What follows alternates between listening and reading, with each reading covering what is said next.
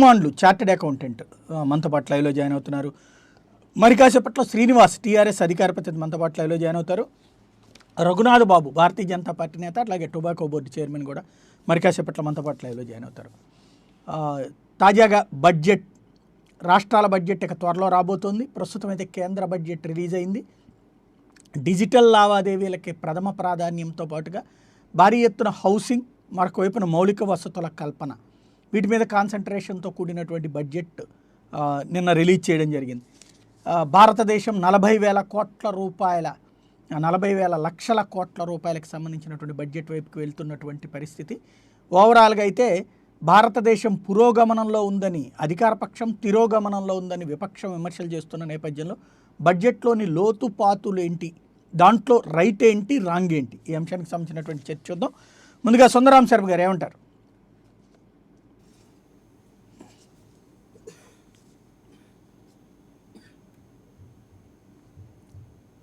Right Sharma గారు, మళ్ళీ మీ దగ్గరికి వస్తాను.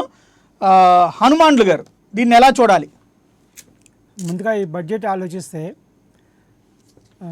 అమృతకాల్ బడ్జెట్ అని చెప్పి మొదటిగా చెప్పడం జరిగింది.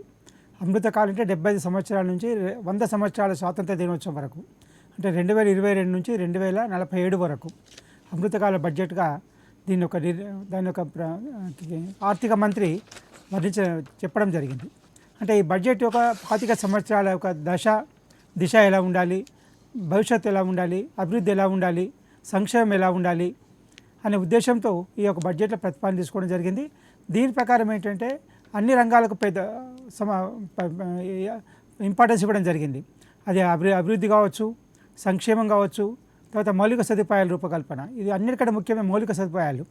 భారతదేశంలో ఉన్న మౌలిక సదుపాయాలు క్వాలిటీ ఉండేది కాదు, సరిపోయేంత ఉండేది కాదు. ఇప్పుడు వీటన్నిటికీ కూడా ప్రభుత్వ మౌలిక సదుపాయాలు దేశం మొత్తంలో అందరికీ అందుబాటులో ఉండాలి. కనెక్టివిటీ ఉండాలి, డిజిటల్ కనెక్టివిటీ ఉండాలి, రోడ్ కనెక్టివిటీ ఉండాలి, రైల్వే కనెక్టివిటీ ఉండాలి, అన్ని విధాల అవకాశాలు ఉండాలని చెప్పని, అంటే పట్టణం నుంచి పల్లెల్లో కూడా అన్ని రకాల వసతులు ఉండాలనే ఉద్దేశంతో ఈ యొక్క ప్రాజెక్ట్ని, ఈ యొక్క మౌలిక సదుపాయాల అభివృద్ధిని చేయడం జరిగింది. ఇది గత 4-5 సంవత్సరాల బట్టి కూడా కేంద్ర ప్రభుత్వం మొత్తం కూడా మౌలిక సదుపాయాలపైన ఇన్ఫ్రాస్ట్రక్చర్ డెవలప్మెంట్ పైన ఎక్కువ కాన్సన్ట్రేట్ జరుగుతుంది. అది ఒక విధంగా శుభపరిణామం. ఎందుకంటే ఈ జనరేషన్, ఈ యొక్క తరం బాధపడ్డా కానీ కష్టపడ్డా కానీ వచ్చే తరానికి మంచి భవిష్యత్తు ఉంటుంది. ఎందుకంటే ప్రపంచం మొత్తంలో కూడా అభివృద్ధి చెందిన దేశాలన్నింటిలో కూడా మౌలిక సదుపాయాలు మంచి డెవలప్మెంట్లో ఉంటాయి, మంచి క్వాలిటీ ఉంటాయి, వరల్డ్ స్టాండర్డ్ ఉంటుంది. అదే మరి భారత ప్రభుత్వం కూడా వరల్డ్ క్లాస్ స్టాండర్డ్ ఉండే మౌలిక సదుపాయాన్ని భారతీయులకు అందించడం ఉద్దేశంతో మౌలిక సదుపాయాలకు పెద్దపీట వేయడం జరిగింది. అంటే మనకు ఈ కరోనా పీరియడ్లో కూడా మనకు సంక్షేమ పథకాలకి కాకుండా ఉపాధి, ఉద్యోగకు ఉండే విధంగా, కల్పన ఉండే విధంగా ఇన్ఫ్రాస్ట్రక్చర్ డెవలప్మెంట్, మౌలిక సదుపాయాల అభివృద్ధి కొరకు పెద్దపీట వేస్తూ వాటిని అభివృద్ధి చేయడం ద్వారా ఉపాధి కల్పించడం, ఉద్యోగ అవకాశాలు కల్పించడం, తర్వాత అదే మాదిరిగా అభివృద్ధిలోకి రావడం అనేది చాలా ఎంటర్‌ప్రెన్యూర్‌ని, అంటే వ్యాపారవేత్తల్ని ఉత్సాహపరచడం, ఉత్తేజపరచడం, వాళ్ళని నమ్మడము, ఇలాంటి పరిస్థితుల వల్ల వాళ్ళకు ఒక విధమైన is of doing business favour చేయడం వల్ల ఒక వ్యాపారవేత్తలకు మంచి ప్రోత్సాహం లభించడం అవుతుంది. కంటిన్యూగా ప్రోత్సాహం వస్తుంది. ఇంకా గత వచ్చే 25 సంవత్సరాల కొరకు కూడా ఈ బడ్జెట్ ఒక పునాది, ఒక దిక్సూచిలాగా ఉండే అవకాశం ఉంటుంది. రైట్, అంటే మౌలిక వసతుల కల్పన కంటే సంక్షేమం ముఖ్యం అనేటువంటిది విపక్షాలు అనేటువంటి మాట. సంక్షేమ పథకాలని పట్టించుకోలేదు బడ్జెట్ అనేది. సంక్షేమం అంటే వాళ్ళకి డబ్బులు చేరడం, సంక్షేమం అంటే అది డైరెక్ట్గా వాళ్ళకి ఇవ్వకుండా వాళ్ళకు ఉద్యోగ ఉపాధి అవకాశాలు కల్పించినప్పుడు కూడా వాళ్ళ డబ్బు చేరుతుంది. అంటే ఇక్కడ ఆస్తి, మౌలిక సదుపాయాలు తయారవుతుంది, ప్లస్ వాళ్ళ చేతులకు డబ్బులు వెళ్తుంది. కాబట్టి ఉద్యోగ ఉపాధి అవకాశాలు మౌలిక వసతుల ద్వారా చేరినప్పుడు వాళ్ళకు ఆదాయం పెరిగినప్పుడు వాళ్ళ సొంతంగా సంపాదించుకునే అవకాశం వస్తుంది. వాళ్ళు ప్రభుత్వం మీద ఎప్పుడూ ఎల్లప్పుడూ ఉండాల్సిన అవసరం లేకుండా వాళ్ళు స్వయంగా వాళ్ళ తెలివితేటలతో, వాళ్ళ యొక్క శ్రమతో సంపాదించుకునే అవకాశం వస్తుంది. మౌలిక సదుపాయాల ద్వారా ప్రజలకు చేరే విధంగా ఈ ప్రయత్నం చేయడం జరిగింది. కాకపోతే కొంచెం కఠినమైనా కానీ మంచి ప్రయత్నం ఇది. రైట్, రఘునాథ్ బాబు గారు ఏమంటారు? ఇప్పుడు భారతీయ జనతా పార్టీ పరంగా అయితే ప్రణాళిక లేకుండా దేశాన్ని తిరోగమనం వైపుకి తీసుకువెళ్ళేటువంటి చర్యల్లో భాగం ఇది అన్నటువంటిదే అన్ని పక్షాలు చేస్తున్న విమర్శ. సాయి గారు, అందరికి నమస్కారం. ఇప్పుడు ప్రతిపక్షాలు రొటీన్గా వాళ్ళు విమర్శ అంటే ఇదే విమర్శ లాస్ట్ ఇయర్ చేస్తుంటారు, ఆ ముందేడు చేస్తుంటారు, ఆ ముందేడు చేస్తుంటారు. కాకపోతే ఒక మౌలికమైన అంటే చాలా మందికి అర్థం కావట్లేదు. ఇంకా నేను దాదాపు ఒక 30 ఏళ్ళ నుంచి, ఇంకా ఎక్కువే 40 ఏళ్ళ నుంచి కూడా బడ్జెట్ వింటా ఉంటాం. అప్పట్లో రేడియోలో వింటుండేవాళ్ళం. దానిలో మీకు సిగరెట్లకు పెరిగింది, లేకపోతే ఫ్రిడ్జ్లకు తగ్గింది, లేకపోతే టీవీలకి ఏదో అయింది, అప్పుడే టీవీలు కొత్తగా వచ్చినాయి అనుకోండి, లేకపోతే ఈ కార్లకి ఇది, మోటార్ సైకిల్కి ఇది, ఇలా ప్రతి వస్తువు మీద ఒక గంట సేపు చెప్తా ఉండేవాళ్ళు అది అది పెరిగింది తగ్గింది అని. కానీ ఇవాళ జిఎస్టి కౌన్సిల్ వచ్చినాక ఈ నిర్ణయాలన్నీ దేని మీద ఎంత ట్యాక్స్ అనేది జిఎస్టి కౌన్సిలే చేస్తుంది. ఈ బడ్జెట్లో రిప్రజెంట్ కావు. జిఎస్టి కౌన్సిల్ కూడా మరి ప్రతి నెల గెలుస్తుంది. ఇప్పటి వరకు ప్రతి నిర్ణయం కూడా యునానిమస్ గానే చేసుకుంటూ వస్తుంది. It is a very grand success story. సరే, కాబట్టి బడ్జెట్ యొక్క మన ఆలోచన ధోరణి, బడ్జెట్ అనగానే మనకి కన్సెషన్లు వస్తాయా, అవి వస్తాయా అనేటటువంటిది అసలు దానిలో ఒక మార్పు, అది చెప్పడం కోసం చెప్పాను. ఇకపోతే రెండోది, ఈ ప్రభుత్వం వచ్చిన తర్వాత ముఖ్యంగా ఇన్ఫ్రాస్ట్రక్చర్కి చాలా పెద్ద పేట వేసి చాలా ఎక్కువ ఖర్చు నిర్ణయించుకోవడం కాదు, ఆల్రెడీ ఎగ్జిక్యూషన్ చేస్తున్నారు. దీనికి మీకు చిన్న ఉదాహరణ, ఇప్పుడు గతిశక్తి అని ఆ ఏడిట్కి ఎంతెంత చేశారో చెప్పారు. దానిలో ఒక ఉదాహరణ చూద్దాం. 2014 ముందు రైల్వేలో బడ్జెట్లో ఈ క్యాపిటల్ ఎక్స్పెండిచర్ అంటే ఏదైనా కొత్త ప్రాజెక్టుకి 10 సంవత్సరానికి 15,000 కోట్లు ఎలా ఎలకేట్ చేసేవాళ్ళు. ఈ 15,000 కోట్లు అవి ఎవరైనా ఒక ప్రాజెక్ట్ అడిగితే ఎస్ పరిశీలిస్తున్నాం, డిపిఆర్ ఇచ్చాం, చూస్తున్నాం అని అంటమే కానీ దానికి 5 లక్షలు 10 లక్షలు కేటాయించి 30 ఏళ్లుగా ఈ రైల్వే లైను అది నడుస్తూనే ఉంటుంది. కానీ ఆటికి చర్మగీతం పడతా 15,000 కోట్ల నుంచి ఏకదం 150,000 కోట్ల సంవత్సరానికి ఖర్చు పెట్టాలి అని మొదలుపెట్టి మొదటి సంవత్సరంలో ఒకసారి పెరగటానికి అక్కడ స్కోప్ అంత ఉండదు, అంటే గేరప్ వ్యవస్థ ఉండదు. కానీ ప్రస్తుతం 150,000 కోట్ల సంవత్సరానికి ఖర్చు పెట్టే పరిస్థితికి వచ్చాం. అదే విధంగా 25,000 కోట్లు రోడ్డు, ఈసారి 25,000 కిలోమీటర్లు రోడ్లు నిర్మాణం చేయాలి. అసలు మన విజయవాడలో చూసుకోండి, ఇప్పుడు ఆ వెండి కంపెనీ దగ్గర 2 ఫ్లైఓవర్లు వచ్చినాయా, ఆ దుర్గగుడి ఫ్లైఓవర్ వచ్చిందా, తర్వాత బందర్ రోడ్డు, అదే బందర్ వరకు మచిలీపట్నం 4 లేన్ రోడ్ అయిపోయిందా ఈ మధ్యకాలంలోనేగా. తర్వాత సరే హైదరాబాద్ అయిపోయింది అనుకోండి, అది వెనక ముందు. తర్వాత ఈ బైపాస్ అయిందా. ఈ రకంగా విజయవాడ, గుంటూరుకు వస్తే ఎయిమ్స్, లేకపోతే Nagarjuna university, sorry agriculture Ranga యూనివర్సిటీలో అగ్రికల్చర్ కొత్త బిల్డింగ్లు ఎన్ని కట్టారా. ఈ రకంగా చివరికి మన శర్మ గారికి తెలుస్తుంది, మాచర్ల టు దాచేపల్లి, అది చాలా రిమోట్ ఏరియా. దాన్ని అసలు స్టేట్ హైవేలోనే దానికి ప్రాధాన్యత ఉండదు, అటువంటి తీసుకొచ్చి వాళ్ళు నేషనల్ హైవేలో కలిపారు. చివరికి ఏ పరిస్థితి వచ్చిందంటే నేషనల్ హైవేస్ లో కలిపితేనే మాకు రోడ్లు అవుతాయి, స్టేట్ హైవేలో ఉంటే మాకు ఇవన్నీ కావు. కాబట్టి మాది కూడా ఎలాగోలా నేషనల్ హైవేలో కలపండి, ఇలాంటి పరిస్థితికి వాళ్ళు వచ్చింది. కాబట్టి ఇది ఇన్ఫ్రాస్ట్రక్చర్ మీద ఈ రోడ్డు, రైలు, పోర్ట్, విమానాలు తీసుకోండి. 2016 నవంబర్కి 66 ఎయిర్పోర్ట్లు ఫంక్షనల్ ఉండేవి. ఇప్పటికి 2022 ఇంకా జనవరి, ఇంకా నవంబర్ రాలా, అంటే 6 ఏళ్ళు కూడా కాలా, 5.5 ఏళ్ళు. ఈ 5.5 2 నెలలకి ఇప్పుడు 132 ఉన్నాయి, ఎగ్జాక్ట్ డబుల్ అయిపోయింది. మరి ఫంక్షనల్ ఇది మళ్ళీ కోవిడ్లో, అది కూడా గుర్తుపెట్టుకోండి, కోవిడ్ కనుక లేకపోయినట్టే ఇంకా పెరిగేది.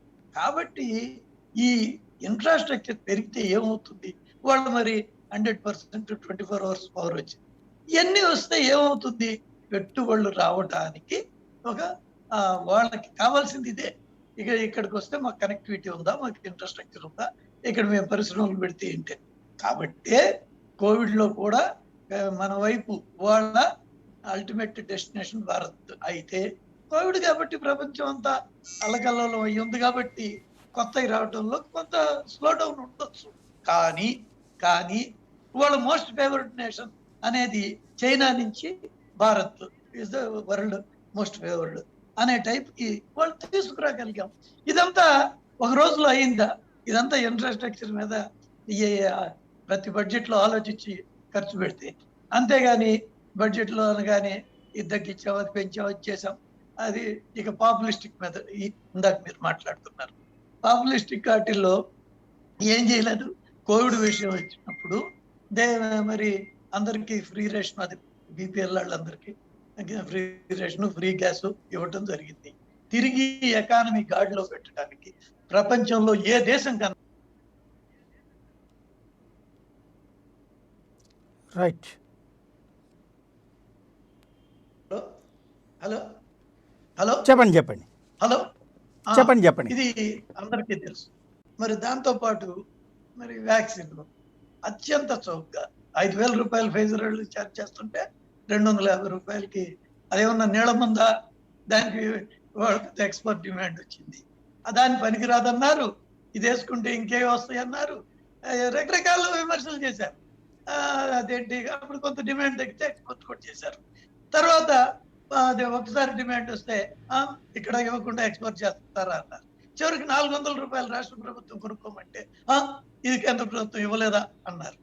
ప్రపంచంలో ఎవరు చేయనట్టుగా 160 కోట్లు ఇప్పటికీ డోసులు మరి ఉచితంగా, ఎటువంటి ఎంత రిచ్చాడికైనా పేదాడికైనా ఎవరికైనా కానీ ఉచితంగా ఇచ్చిన ఏకైక అతిపెద్ద దేశం భారతదేశం.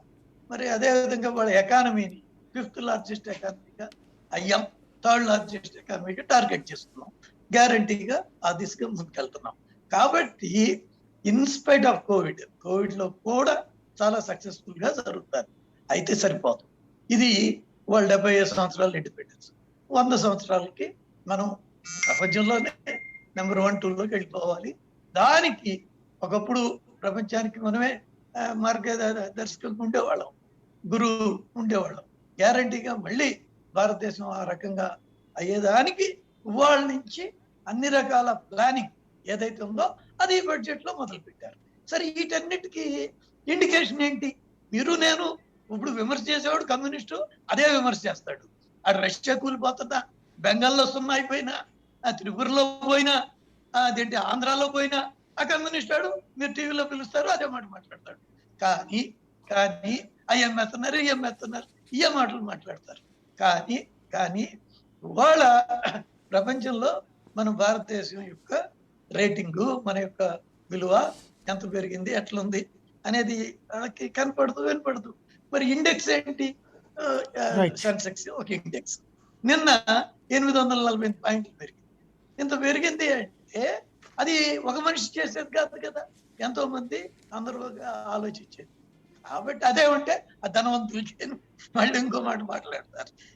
ఈ ధనవంతులు, ఈ పేదవాళ్ళు, ఇన్నాళ్ళు ఈ 75 ఏళ్లలో 65 ఏళ్ళు మీరే పరిపాలించారు కదా, ఏం వండర్స్ చేశారు. కానీ ఇప్పుడు జరుగుతుంటే దీన్ని మళ్ళీ వెనక్కి లాగటం, దానికి వంకలు పెట్టడం. కాబట్టి డెఫినెట్ గా బడ్జెట్ అనేది ఒక భవిష్యత్తు సూచిక. ఆ సూచిక ప్రకారం ఏమేం చేయబోతున్నాం అనేది స్పష్టంగా వివరించారు, చేసింది చెప్పారు, చేయాల్సింది చెప్పారు. తప్పకుండా భారతదేశం అభివృద్ధిలోకి వెళ్తుంది. ఎవరు అవునన్నా కాదన్నా, ఎవరు కిందకి లాగినా పైకి లాగినా జరుగుతుంది. రైట్. సుందరరాం శర్మ గారు ఏమంటారు? సాయి గారు, మీకు, రఘునాథ్ బాబు గారికి, హనుమత్ ప్రసాద్ గారి హనుమ గారికి అందరికీ కూడా నమస్కారం.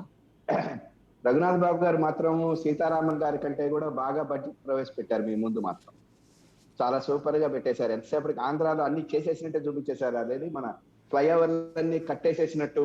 ఆ ఫ్లైఓవర్లు ఎప్పుడు కట్టాలి, ఎప్పుడు మనకి ఎయిమ్స్ ఎప్పుడు రావాలి, ఎప్పుడు వచ్చింది?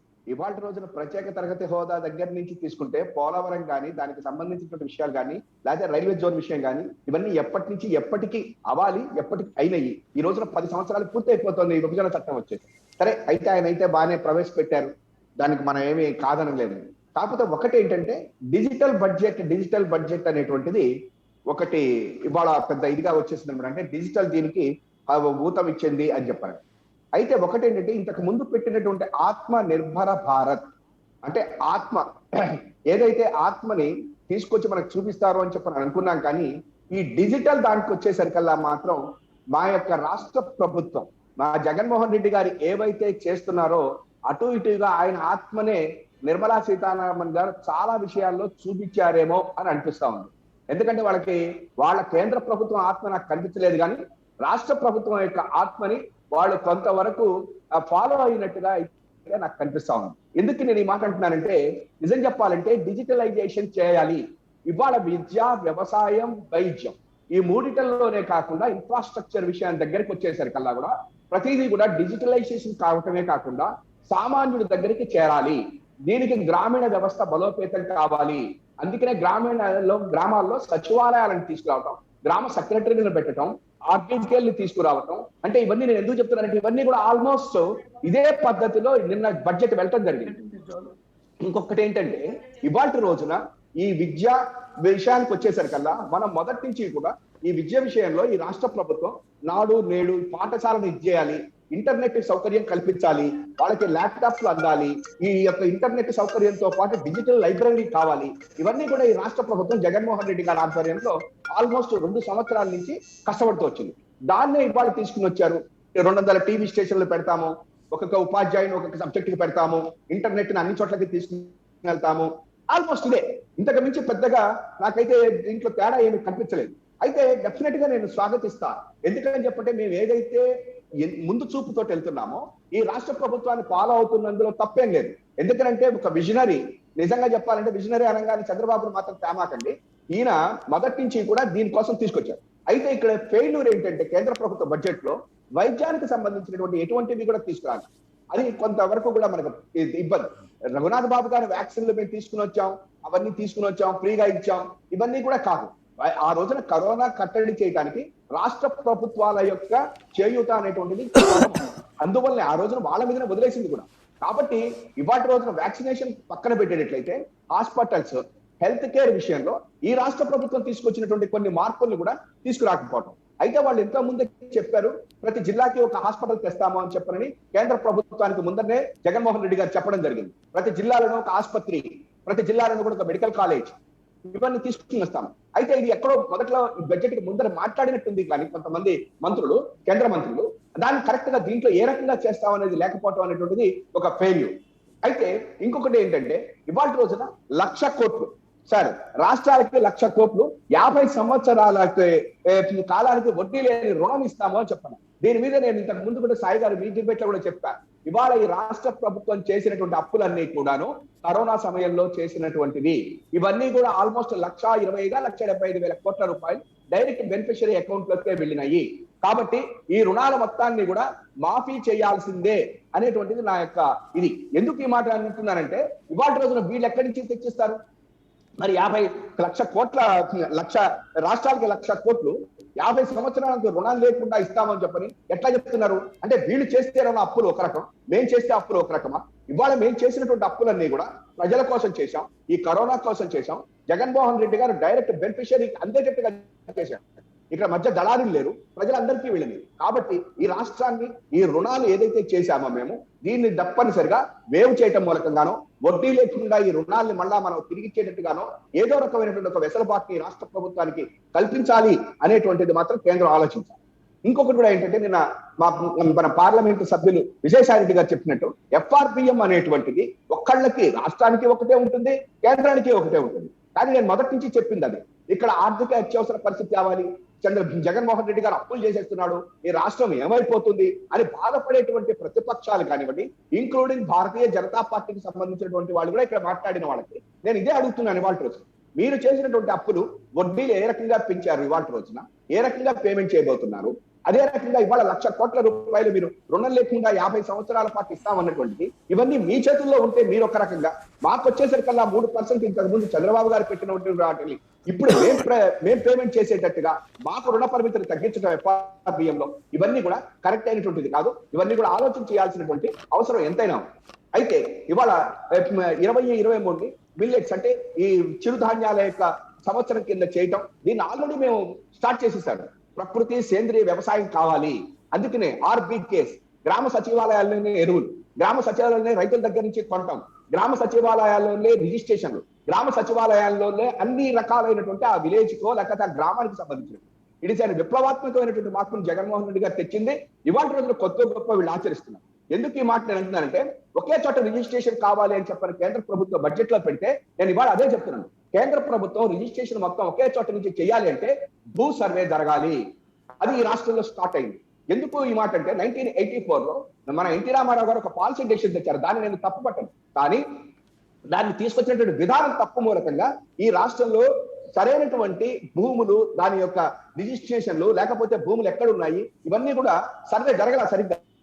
అప్పుడు ఆ రోజున కరణాలు తీసేయటం తప్పే, రైటా నేను మాట్లాడాల. కానీ తీసేటప్పుడు ఏం చేయాలి, ఆ యొక్క రిజిస్ట్రేషన్స్ లేకపోతే ఆ రిజిస్టర్ రికార్డ్స్ ఇవన్నీ కూడా ఒక్కసారి అక్కడ అప్పచెప్పేశారు. దాంతో వచ్చినటువంటి విఆర్ఏ వ్యవస్థ పాపం నాకు అప్పటికప్పుడు ఇబ్బందులు పడ్డారు. దాంతో ఈ రోజుకి కూడా మీకు భూ సర్వే అనేటువంటిది సరిగా జరగల.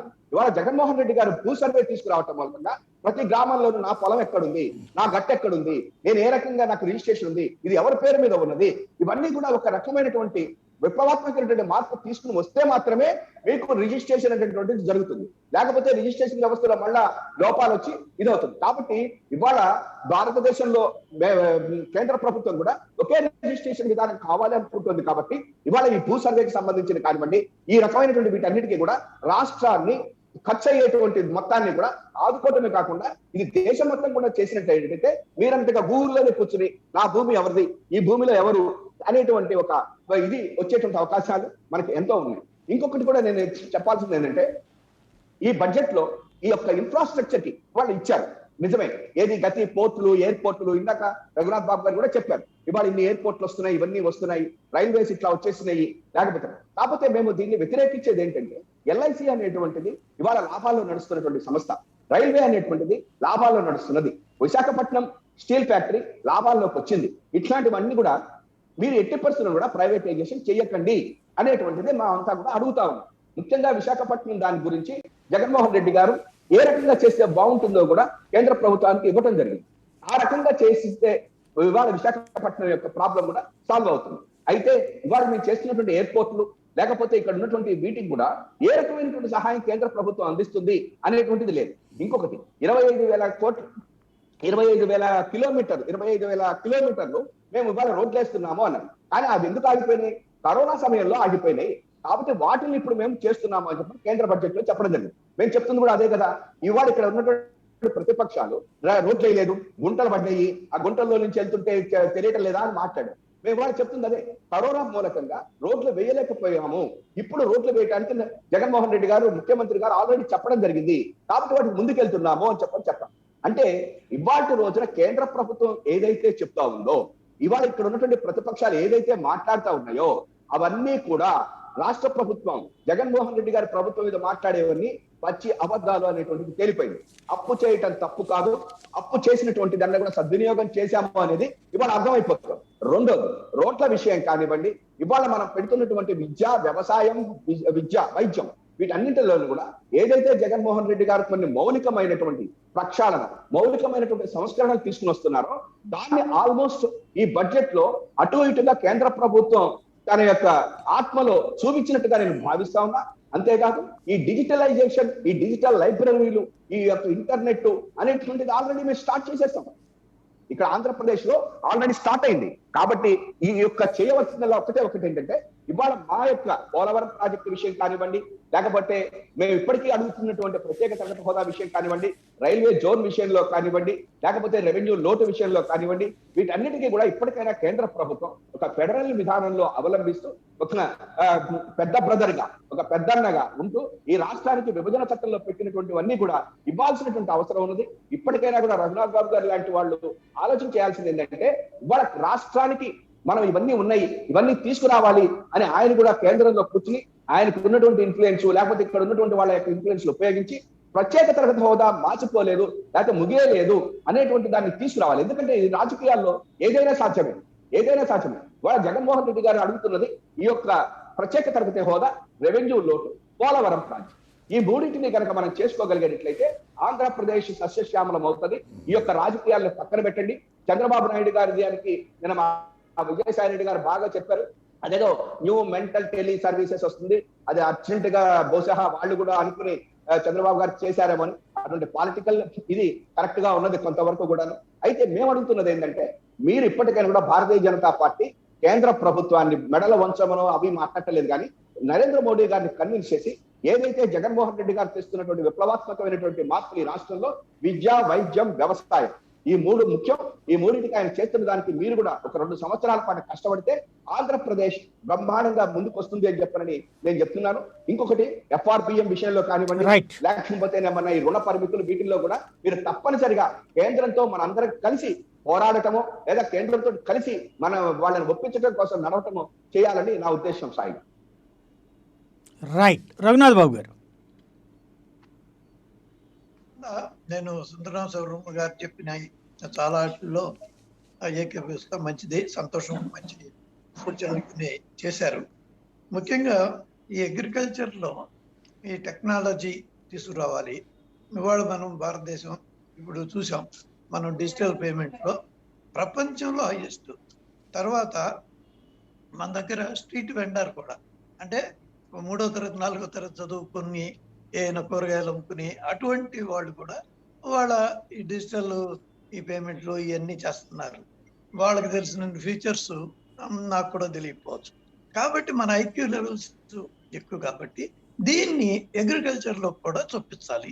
కాబట్టి ఆంధ్రాలో కొంత చేశారు. నేను ఐ అప్రిషియేట్. ఉన్నది ఉన్నట్టు చెప్పాలి. ఎవరైనా చేస్తే దాన్ని ఒప్పుకోవాలి. ఆ రకంగా ఆంధ్రాలో ఆల్రెడీ మొత్తం వ్యవసాయ భూమి అంతా ఈ శాటిలైట్ ద్వారా దాన్ని ఇచ్చేసి రికార్డ్ చేసి జియో ట్యాగింగ్ టైప్ మొదలు పెట్టారు. ప్లాట్ఫామ్ క్రియేట్ చేశారు. ఎంతమంది ఉపయోగించుకుంటున్నారు తర్వాత వద్దాం, దాన్ని ఎలా పెంచాలి అది ఆలోచిద్దాం. కాబట్టి ఇటువంటి చేయటం ఇది కూడా ఈ బడ్జెట్ లో మెన్షన్ చేశారు కాబట్టి నేను ఇక్కడ చెప్తున్నా. అది అదేవిధంగా మరి ఇవాళ విపరీతంగా కెమికల్స్ వాడటం వల్ల ఖర్చు పెరిగిపోవటమే కాకుండా నాణ్యత పోతుంది. కాబట్టి ఏ విధంగా ఆ కెమికల్స్ తగ్గించుకుని న్యాచురల్ ఫార్మింగ్, సేంద్రియ పద్ధతులకి ఎలా రావాలి, ఒకసారి ఏదో వచ్చేయమని కాకపోయినా ఎలా స్లోగా అన్నా తగ్గించుకుంటూ రావాలి. దాని మీద కూడా ఈ బడ్జెట్ లో కొంత ప్రయారిటీ ఇవ్వటం జరుగుతుంది. తర్వాత వాళ్ళ లేబర్ కాస్ట్ చాలా పెరిగిపోతుంది. అవునన్నా కాదన్నా, మనం ప్రొడ్యూస్ ఒక రెట్టింపు అయితే అది 4 రెట్లు అయిపోతుంది. అది మంచిదే ఒక రకంగా, ఎందుకంటే వాళ్ళందరూ ఆదాయాలు పెరుగుతున్నాయి కాబట్టి సంతోషమే. కానీ రైతుకి ఇది ఎక్కువైపోతుంది, భరించలేని పరిస్థితి వస్తుంది. కాబట్టి మన దేశంలో కూడా మెకనైజేషన్ అనేది తప్పదు. ఈ మెకనైజేషన్ దీనికి అటు పక్క డ్రోన్స్, తర్వాత హార్వెస్టర్స్, రకరకాల మిషన్స్ ఇవన్నీ రాకపోయినట్టయితే వాళ్ళ వ్యవసాయం చేసే పరిస్థితి కూడా కష్టం. కాబట్టి దాన్ని దృష్టిలో పెట్టుకుని కూడా పెద్ద ఎత్తున దానికి ఒక ప్రయారిటీ ఇవ్వటం, ఇటు digitalisation in agriculture or technology in agriculture, దానికి మెకనైజేషన్ అండ్ ఈ సేంద్రియ వ్యవసాయం ద్వారా ఈ ఖర్చు తగ్గించుకోవడం, క్వాలిటీ ఇంప్రూవ్ చేసుకోవడం, ఇవన్నీ కూడా చాలా మంచిది. సరే, ఇంకొకటి రాజకీయ మాట, అందరూ ఎన్నికల ముందు ఏమన్నారు, ఇదేదో యూపీ అదే 5 రాష్ట్రాల ఎన్నికల బడ్జెట్. నేను అన్నాను టీవీలో చెప్తా, ఇదేమండి ఈ సంవత్సరానికి మనకి 30 స్టేట్లు ఉంటే మనకి ప్రతి 5 ఏళ్ళకి 6 స్టేట్లు యావరేజ్ పెద్ద యోచన ఎన్నికలు వస్తాయి. కాబట్టి అదేంటి ప్రతి సంవత్సరం ఏదో ఒక ఎన్నికలు ఉంటాయి. ఎన్నికలు ఉన్నప్పుడు వాళ్ళ దీన్ని బట్టి ఆ రాష్ట్రాల కోసమే బడ్జెట్, ఎన్ని ఊరికే వేస్ట్ మాటలు. అదే విధంగా అందరూ ఏదో యూపీ ఎలక్షన్ కోసమే లేకపోతే ఈ 5 రాష్ట్రాల కోసమే ఈ బడ్జెట్ పెడతారని అన్నారు. కానీ అటువంటిది ఏమి లేదు. ఈ రాష్ట్రానికి ఇంత, దీనికి ఈ ప్రాంతానికి ఇంత, ఇవన్నీ రాష్ట్ర బడ్జెట్ లోను ఈ జిల్లాకి ఇంత, ఈ మండలానికి ఇంత అని ఉండవు. కేంద్ర బడ్జెట్ లోను ఈ రాష్ట్రానికి ఇంత, దీనికి ఇంత అనే ఉండవు. జనరల్ గా ఇచ్చేవన్నీ అన్ని రాష్ట్రాలకి వస్తాయి. కాబట్టి ఆ రకంగా ఈ 5 రాష్ట్రాల మీద ప్రత్యేకంగా ఏదో పెడతారని దాన్ని విమర్శించవచ్చు అని వాళ్ళు అనుకుంది. అది కూడా వాళ్ళ సాధ్యం కాలేదు. ఇంకొకటి ఈ మనం Right. ఈ ఇందాక నేను చెప్పిన దానికి కొనసాగింపు. ఇప్పుడు ఈ ఎక్స్‌పోర్ట్స్ విషయంలో ఈ సంవత్సరం అంటే 2021, 22 ఇంకా పూర్తి అవ్వలేదు. ఇప్పటికి $330 బిలియన్ నుంచి $390 బిలియన్ అంటే 20% ఇంక్రీజ్ ఇన్ ఎక్స్‌పోర్ట్స్ వచ్చినాయి. ఇది నిజానికి వరల్డ్ ట్రేడ్ అంతా అతలాకుతలమైపోయి ఫ్రైట్ చార్జెస్ 3 రెట్లు మినిమం నుంచి 8 రెట్లు పెరిగింది. 8 రెట్లు పెరిగిన పరిస్థితుల్లో అక్కడ పోర్టులో దించుకునేవాడు లేడు చాలా పోర్టుల్లో. అటువంటి పరిస్థితుల్లో కూడా భారతదేశం 20% గ్రోత్ రిజిస్టర్ చేసింది. ఇది ఒక గొప్ప విషయం. అంటే నేను ఏం చెబుతున్నానంటే మనం చేస్తున్నటువంటి పనులకి ఫలాలు అందుతున్నాయి అని చెప్పడం కోసం ఇది చెబుతున్నాను. కాబట్టి వాళ్ళ వరల్డ్ మన మీద స్లోగా డిపెండ్ అయ్యే పరిస్థితికి రావడం జరుగుతుంది. కాబట్టి మనం ఐక్యంగా అందరూ కూడా మంచిగా చెప్పుకుందాం, దాన్ని సపోర్ట్ చేద్దాం. అంతేగాని ఏది చేసినా తప్పే, రామ అన్న పూతే అన్నట్టు ప్రతిదాన్ని విమర్శిస్తే దానివల్ల ఉపయోగం లేదు. ఇందాక నేను చెప్పినట్టు ఇప్పుడు స్టేట్ లో చేస్తున్నారు, వాటి వరకు ఓకే. కొన్ని విమర్శ చేయాల్సిన బోల్డ్ ఉంటాయి, కానీ అన్ని మంచి కూడా విమర్శ చేస్తే అది కరెక్ట్ కాదు కదా, అది ఎవరు నమ్మరు. నిన్న చూసాం కేసీఆర్, అది మరి సమయం నాకు తెలియదు, మాట్లాడచ్చు లేదు. సరే, ఆయన గంటల తరబడి మాట్లాడారు, శాపన అర్థాలు పెట్టారు. ఆయన వాడకూడని ఫిల్దీ లాంగ్వేజ్. ఆయన అంటే చాలా చక్కగా మాట్లాడతాడు, అట్రాక్టివ్ మాట్లాడతాడు అని అందరికీ తెలుసు. ఎవరైనా టీవీ కతుక్కుపోతారు, అది అందరికీ తెలుసు. కానీ నిన్న ఒక అసహ్యం వచ్చేటట్టుగా ఆయన మాట్లాడాడు. అటువంటి లాంగ్వేజ్ మాట్లాడటం, రాజ్యాంగాన్ని అంతా తీసిపారేస్తాం అని, ఇప్పుడు మార్పులు చేసుకుంటాం అనొచ్చు, తప్పులే. రాజ్యాంగాన్ని ఎన్నో మార్పులు చేశారు, ఇంకొన్ని మార్పులు చేస్తారు. కానీ వాళ్ళు రాజ్యాంగాన్ని స్క్రాప్ చేసి పారేసి అంటే అంబేద్కర్ని ఎవరిని అవమానిస్తున్నాడు? ఇన్నేళ్ళు ప్రపంచంలో అతిపెద్ద సక్సెస్ఫుల్ ప్రజాస్వామ్యం మనది, దాన్ని మూలం ఈ రాజ్యాంగం. దాన్ని స్క్రాప్ చేసేస్తామని ఆయన మాట్లాడితే ఎవరిని అవమానించుకుంటున్నట్టు? మనం అవమానం. ఆయన ఎలా ముఖ్యమంత్రి అయ్యాడు? ఈ రాజ్యాంగబద్ధంగా కదా. కాబట్టి ఇలాంటి ఊరికే కడుపు దుఃఖతో మరి ఆయన ఇంకో పక్కన చూస్తాడు, యూపీలో ఎవరు గెలిచినా బీజేపీకి సీట్లు దొక్కుతాయి అని. మరి ఆయనకి వస్తున్నాను శ్రీనివాస్ గారు, వస్తున్నా మీ దగ్గరికి వస్తున్నా, ఒక్క నిమిషం. కాబట్టి నాకు సరే కంక్లూజన్. కాబట్టి ఏంటంటే ఈ రకంగా నువ్వు పాయింటెడ్ గా మాట్లాడు, ఎస్ ఇది కరెక్ట్ కాదు, ఇది అంతవరకు ఓకే. కానీ ఏయో మాట్లాడేసి దీన్ని ఒక వేదికగా తీసుకుని చేయటం, ఇప్పుడు నువ్వు దానికో సపరేట్ ప్రెస్ మీట్ పెట్టుకో, దీనికో సపరేట్ ప్రెస్ మీట్ పెట్టుకో, ఎవరు కాదంటారు. కానీ ఈ రకంగా పెట్టి చేయటం నాకైతే చాలా దురదృష్టకరంగా అనిపించింది. రైట్, శ్రీనివాస్ గారు ఏమంటారు? ఇప్పుడు సాయి గారు నమస్తే, వన్స్ అగైన్ మీతో నేను డిబేట్ లో పాల్గొనడం సంతోషం. అదే రకంగా అక్కడ ఉన్నటువంటి అందరికి కూడా చాలా రోజులు అయిపోయింది. Thank you. సారీ కొద్దిగా లేట్ వచ్చాను, టుడే ఇస్ మై బర్త్డే, అందుకని జనాలు వచ్చారు. ఇప్పుడు రగన్న గారు మాట్లాడుతున్న నుంచి నేను లీడ్ తీసుకొని మాట్లాడతాను. చాలా విషయాలు ఉన్నాయి మాట్లాడాల్సినవి. నేనేమంటున్నానంటే చట్టాలే రాజ్యాంగమే మార్పు పైన ముఖ్యమంత్రి గారు లేవనెత్తితే దానిపైన తప్పకుండా డిబేట్ జరుగుతుంది అనేది మా ఉద్దేశం. నేను ముఖ్యమంత్రి గారు కూడా అదే చెప్పినారు. డిబేట్ ఎందుకు జరగాలి అంటే ఈ రోజు వరకు 150 సార్లు మనం కాన్స్టిట్యూషన్ అమెండ్ చేసుకున్నాం. అదే రకంగా నిర్మలా సీతారామన్ గారు తన ప్రసంగంలో పార్లమెంట్ వేదికగా ఏం చెప్పినారు? 4950 చట్టాన్ని మేము రద్దు చేశాము, మార్పు చేశాము కావచ్చు, ఇంకా అనేక చాలా డిస్ప్యూటెడ్ ఆర్టికల్స్ ని మీరు ఇప్పుడు దేశమంతా 5% కావాలంటారు, 25%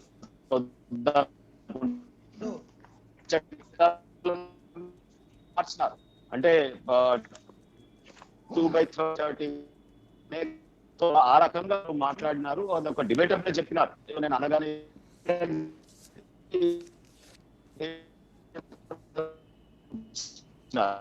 సో ఆ రకంగా దాన్ని తీసుకు కోరుతాం. ఇక్కడ భారతదేశం మనకు నదులు ఈ రకం చదువుతున్న కాలం నుంచి మనం అనుకున్నాం. అయితే వ్యవసాయక దేశంలో మరి వ్యవసాయానికి బడ్జెట్లు ఏ రకంగా కేటాయింపులు జరిగినాయి, రైతుకు ఏ రకంగా ఊరటన ఎరువులు బడ్జెట్ పెంచినా ఇలా పెట్రోల్ ధరలు పెంచినా, డీజిల్ ధరలు పెంచినా రైతులకు ఏ రకంగా ఊరట అవుతుంది? ఇవాళ ఉపాధి హామీ పథకాన్ని మీరు వ్యవసాయానికి లింక్ చేయమంటే ఉన్న ఉపాధి పథకాన్ని హామీ 90,000 కోట్ల చేయడం ఇది చాలా అన్వేగా నిధులను దేశంలో గొప్ప రైతాంగాన్ని నడ్డివించడమే కదా. దీని మీద మీరు మాట్లాడట్లేదు. అంటే గతంలో తెచ్చినటువంటి ఉపాధి హామీ పథకాన్ని తీసేస్తూ ఈ రోజు దేశంలో దాదాపుగా మనం ఒక్క తెలంగాణ ఆస్పెక్ట్ లో నేను మాట్లాడాలనుకుంటే దేశంలో 80 లక్షల ఉద్యోగాలు అయితే కూడా అనేక రకమైనటువంటి ఇమీడియట్ గా మీరు సంవత్సరానికి 15 లక్షల 2 కోట్ల ఉద్యోగాలను మాటిచ్చినారు. ఒక 15 లక్షల ఉద్యోగాలు ఇప్పుడు తెలంగాణ కోలంలో ఇమీడియట్ గా ఖాళీలు ఉన్నాయని చెప్పినాము. ఈ రకంగా ఉపాధి హామీ పథకాన్ని తీసేస్తూ లేదా నిరుద్యోగులకు ఉపాధిని కల్పించేటటువంటి చర్యలు ఈ బడ్జెట్ లో లేవు అనేది వాస్తవం కాదా? ఇవాళ అదే రకంగా నదుల అనుసంధానం మాట్లాడుతా ఉన్నారు. ఇవాళ బచావత్ ట్రిబ్యునల్ ఇచ్చినటువంటి తీర్పులని మీరు అమలు పరచకుండా అది సుప్రీంకోర్టు కి ఈక్వలెంట్ ట్రిబ్యునల్ గోదావరి నీళ్ళ మీద మీకు ఇచ్చినారు. గోదావరి కృష్ణాన్ని తీసుకెళ్లి కావేరీలో కలుపుతామనడం, దాని మీద బెనిఫిషరీస్ తో ఏ రకమైనటువంటి మీరు తీసుకోకపోవడం. ఇంకొకటి మేజర్ గా సాయి గారు మీ ద్వారా నేను సీనియర్ జర్నలిస్ట్ ద్వారా దృష్టిగా మేము రాజ్యాంగాన్ని సవరణ ఎందుకు కోరుకున్నామంటే ఇవాళ సౌత్ ఇండియాలోని రాష్ట్రాలు ఈ దేశ ఆదాయ వనరులను పెంచుతా ఉన్నాయి, డిసిప్లిన్ గా పెంచుతా ఉన్నారు. ఇవాళ తెలంగాణ ఉదాహరణకు తీసుకొస్తే మీ దేశ జిఎస్డిపికి మేమే కదా ఇవాళ నిధులన్నీ కేంద్ర ఆర్థిక వ్యవస్థకి అందిస్తున్నది. ఇవాళ కోవిడ్ లో కూడా మేము అనేక రకమైనటువంటి ఆర్థిక అంశాల్లో క్యాపిటల్ ఇన్వెస్ట్మెంట్ లో మేము ముందంజలో ఉన్నాం. ఇవాళ అనేక రకాలలో ఈ రకంగా తోడ్పాటును అందిస్తున్న రాష్ట్రాలని తీసుకెళ్లి మీరు గుజరాత్ కే బుల్లెట్ రైలు వేసుకోవడం, గుజరాత్ కే ఇవాళ ఎంత దారుణం అంటే రఘుబాబు గారు మేము ఎందుకు ఇంత ఆవేదనలో ఉన్నాం తెలంగాణ ప్రజలం అంటే ఐటీఐఆర్ ప్రాజెక్ట్ అడిగితే ఇవ్వరు, పునర్విభజన బిల్లులో ఉన్నటువంటి హామీని ఇవ్వకపోగా ఈ రోజు వరల్డ్ ట్రేడ్ సెంటర్ లాంటి గిఫ్ట్ గుజరాత్ ని మీరు గుజరాత్ కు తరలించుకుపోతా ఉన్నారు. ఇక్కడ చీఫ్ జస్టిస్ రమణ గారు నేను ఇక్కడ పెరిగానండి, ఎక్కడ పుట్టినా సరే ఈ తెలంగాణ మీద నాకు మమకారం ఉంది అని చెప్పి వారు ఆర్బిట్రేషన్ ట్రిబ్యునల్ ని ఇక్కడ ఓపెన్ చేసిపోతే మేము దానికి ల్యాండ్ గానీ బిల్డింగ్ గానీ అన్ని వసతులు కల్పిస్తా ఉంటే ఉన్న పలంగా మీరు మొత్తం ఇంత ఇంటర్నేషనల్ స్థాయి ఒక సెంటర్ ని గుజరాత్ కు తీసుకెళ్లడం మాకు ఆక్రోశం ఉండదా? మీరు చెప్పండి రావు గారు. మీరు కూడా హైదరాబాద్ గాలి నీళ్లు అప్పుడప్పుడు తాగుతా ఉంటారు కదా, మీకు లేదా ప్రేమ? తెలంగాణ ఆంధ్ర మీద ఈ రోజు మన 2 రాష్ట్రాలకు ఇవాళ రైల్వే ప్రాజెక్టులు ఎన్ని వచ్చినాయి? భద్రాచలం బార్డర్ లో ఆంధ్రాకు తెలంగాణకు ఉపయోగపడే రైల్వే లైన్లను ఒక్కటాన్ని ఇచ్చిరా? ఇవాళ మీరు చెప్పండి. ఈ రకంగా ఇవాళ భద్రాచలం 2 రాష్ట్రాల్లో మనం ముక్తా ఉంటాం, ఆ గుడి ఏమన్నా డెవలప్మెంట్ అవుతుందా?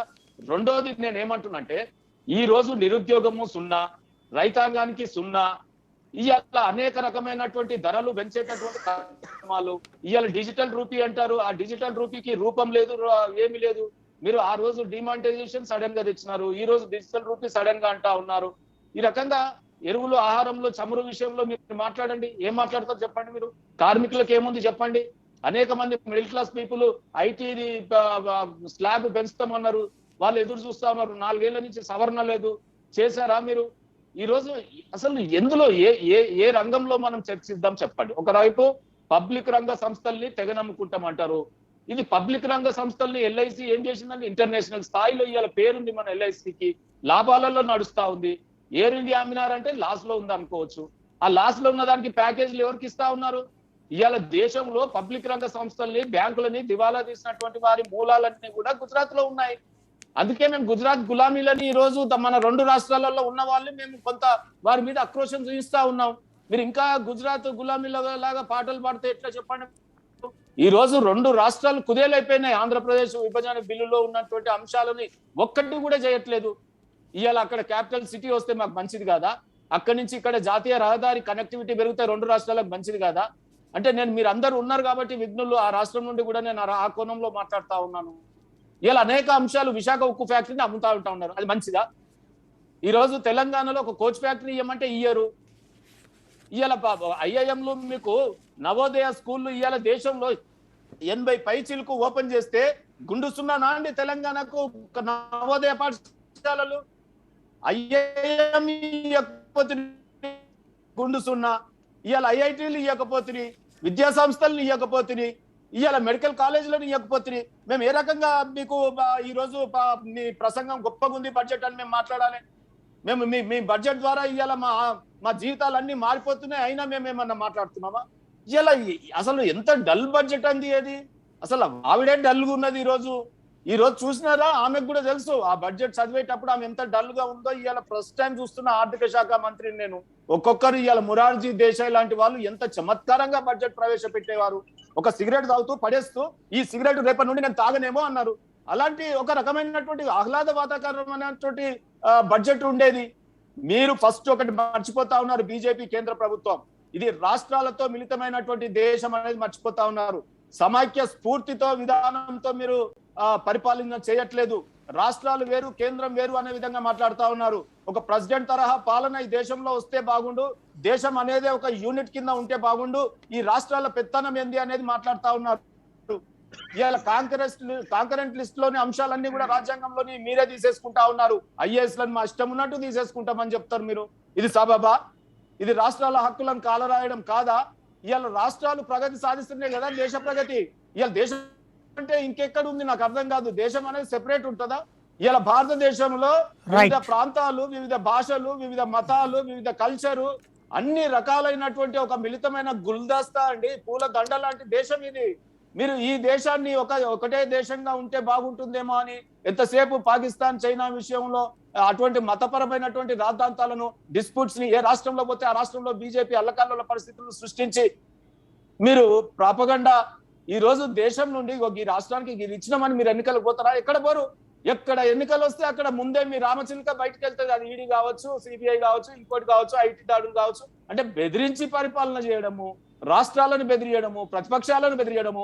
ఇలా రాష్ట్రాలు ఏం కోరుకుంటున్నాయో కూడా మీరు వినేటటువంటి ఓపిక కూడా లేదు కదా. అసలు రాష్ట్రాలతో ఒక్కసారైనా మీరు మాట్లాడి చేస్తున్నారా? నీతి ఆయోగ్ చెప్పింది తెలంగాణకు ఇలా హర్ ఘర్ జల్, సాయి గారు హర్ ఘర్ జల్ అనే మిషన్ భగీరథ లాంటి స్కీమ్ ను మేము కాపీ కొట్టినారు. నీతి ఆయోగ్ మిషన్ భగీరథ చాలా మంచిది, దీనికి బడ్జెట్ ఇవ్వండి అన్నారు. తెలంగాణ ప్రాంతంలో ఇంటింటికి నల్లా నీళ్ళు ఇచ్చినామంటే రేపు నీకు తెలంగాణలో పని తప్పినట్టుగా హర్ ఘర్ జల్ స్కీమ్ లో మరి ఆ పైసలు మాకు ఇవ్వండి, ఆ రకంగా అడ్రస్ చేయండి రాష్ట్రాలని. మేము ఇవాళ కాళేశ్వరం ప్రాజెక్ట్ డబ్బులు అడిగితే ఇద్దరు. ఇప్పటికైనా తెలంగాణలో మీ ఉనికి కాపాడుకోవాలంటే పాలమూరు రంగారెడ్డి జాతీయ హోదా ప్రకటించండి. ఏది చేయకుండా మీరు తెలంగాణ రాష్ట్రం కాదు, అన్ని రాష్ట్రాలలో మేము పాగా వేయాలి, కానీ వాళ్ళని దగా చేయాలి. దగా చేస్తూ పాగా చేస్తే ప్రజలు ఇవాళ రేపు ఊకుంటారా అండి? మీరు డిజిటల్ రూపీ అంటున్నారు. ఇది డిజిటల్ యుగం. ప్రజలందరి మారుమూల గ్రామంలో కూడా సెల్ ఫోన్ ఉంది. మీ అన్ని ఉద్దేశాలు బయటపడతా ఉన్నాయి. ఇలా ఇక్కడ నేను అనుకుంటా ఈ రెండు రాష్ట్రాలలో గుజరాతీ గులాంలకు అసలు ఏ మాత్రం మీకు ప్రజలు ఆదరించరని చెప్తా ఉన్నాను. మీరు మారండి. మన రాష్ట్ర ప్రయోజనాలు తమిళనాడును చూసి నేర్చుకుందాం. ఏ పార్టీ అయినా సరే మనం అందరం, బీజేపీ ఎంపీలైనా, బీజేపీ కాంగ్రెస్ అయినా, టిఆర్ఎస్ అయినా, ఇలా ఎవరైనా సరే మనం అన్ని పార్టీల ఎంపీలు కలిసి కేంద్రంలో రాష్ట్రాలకు రావాల్సిన ప్రయోజనాలని నిక్కచ్చిగా అడుగుదాం.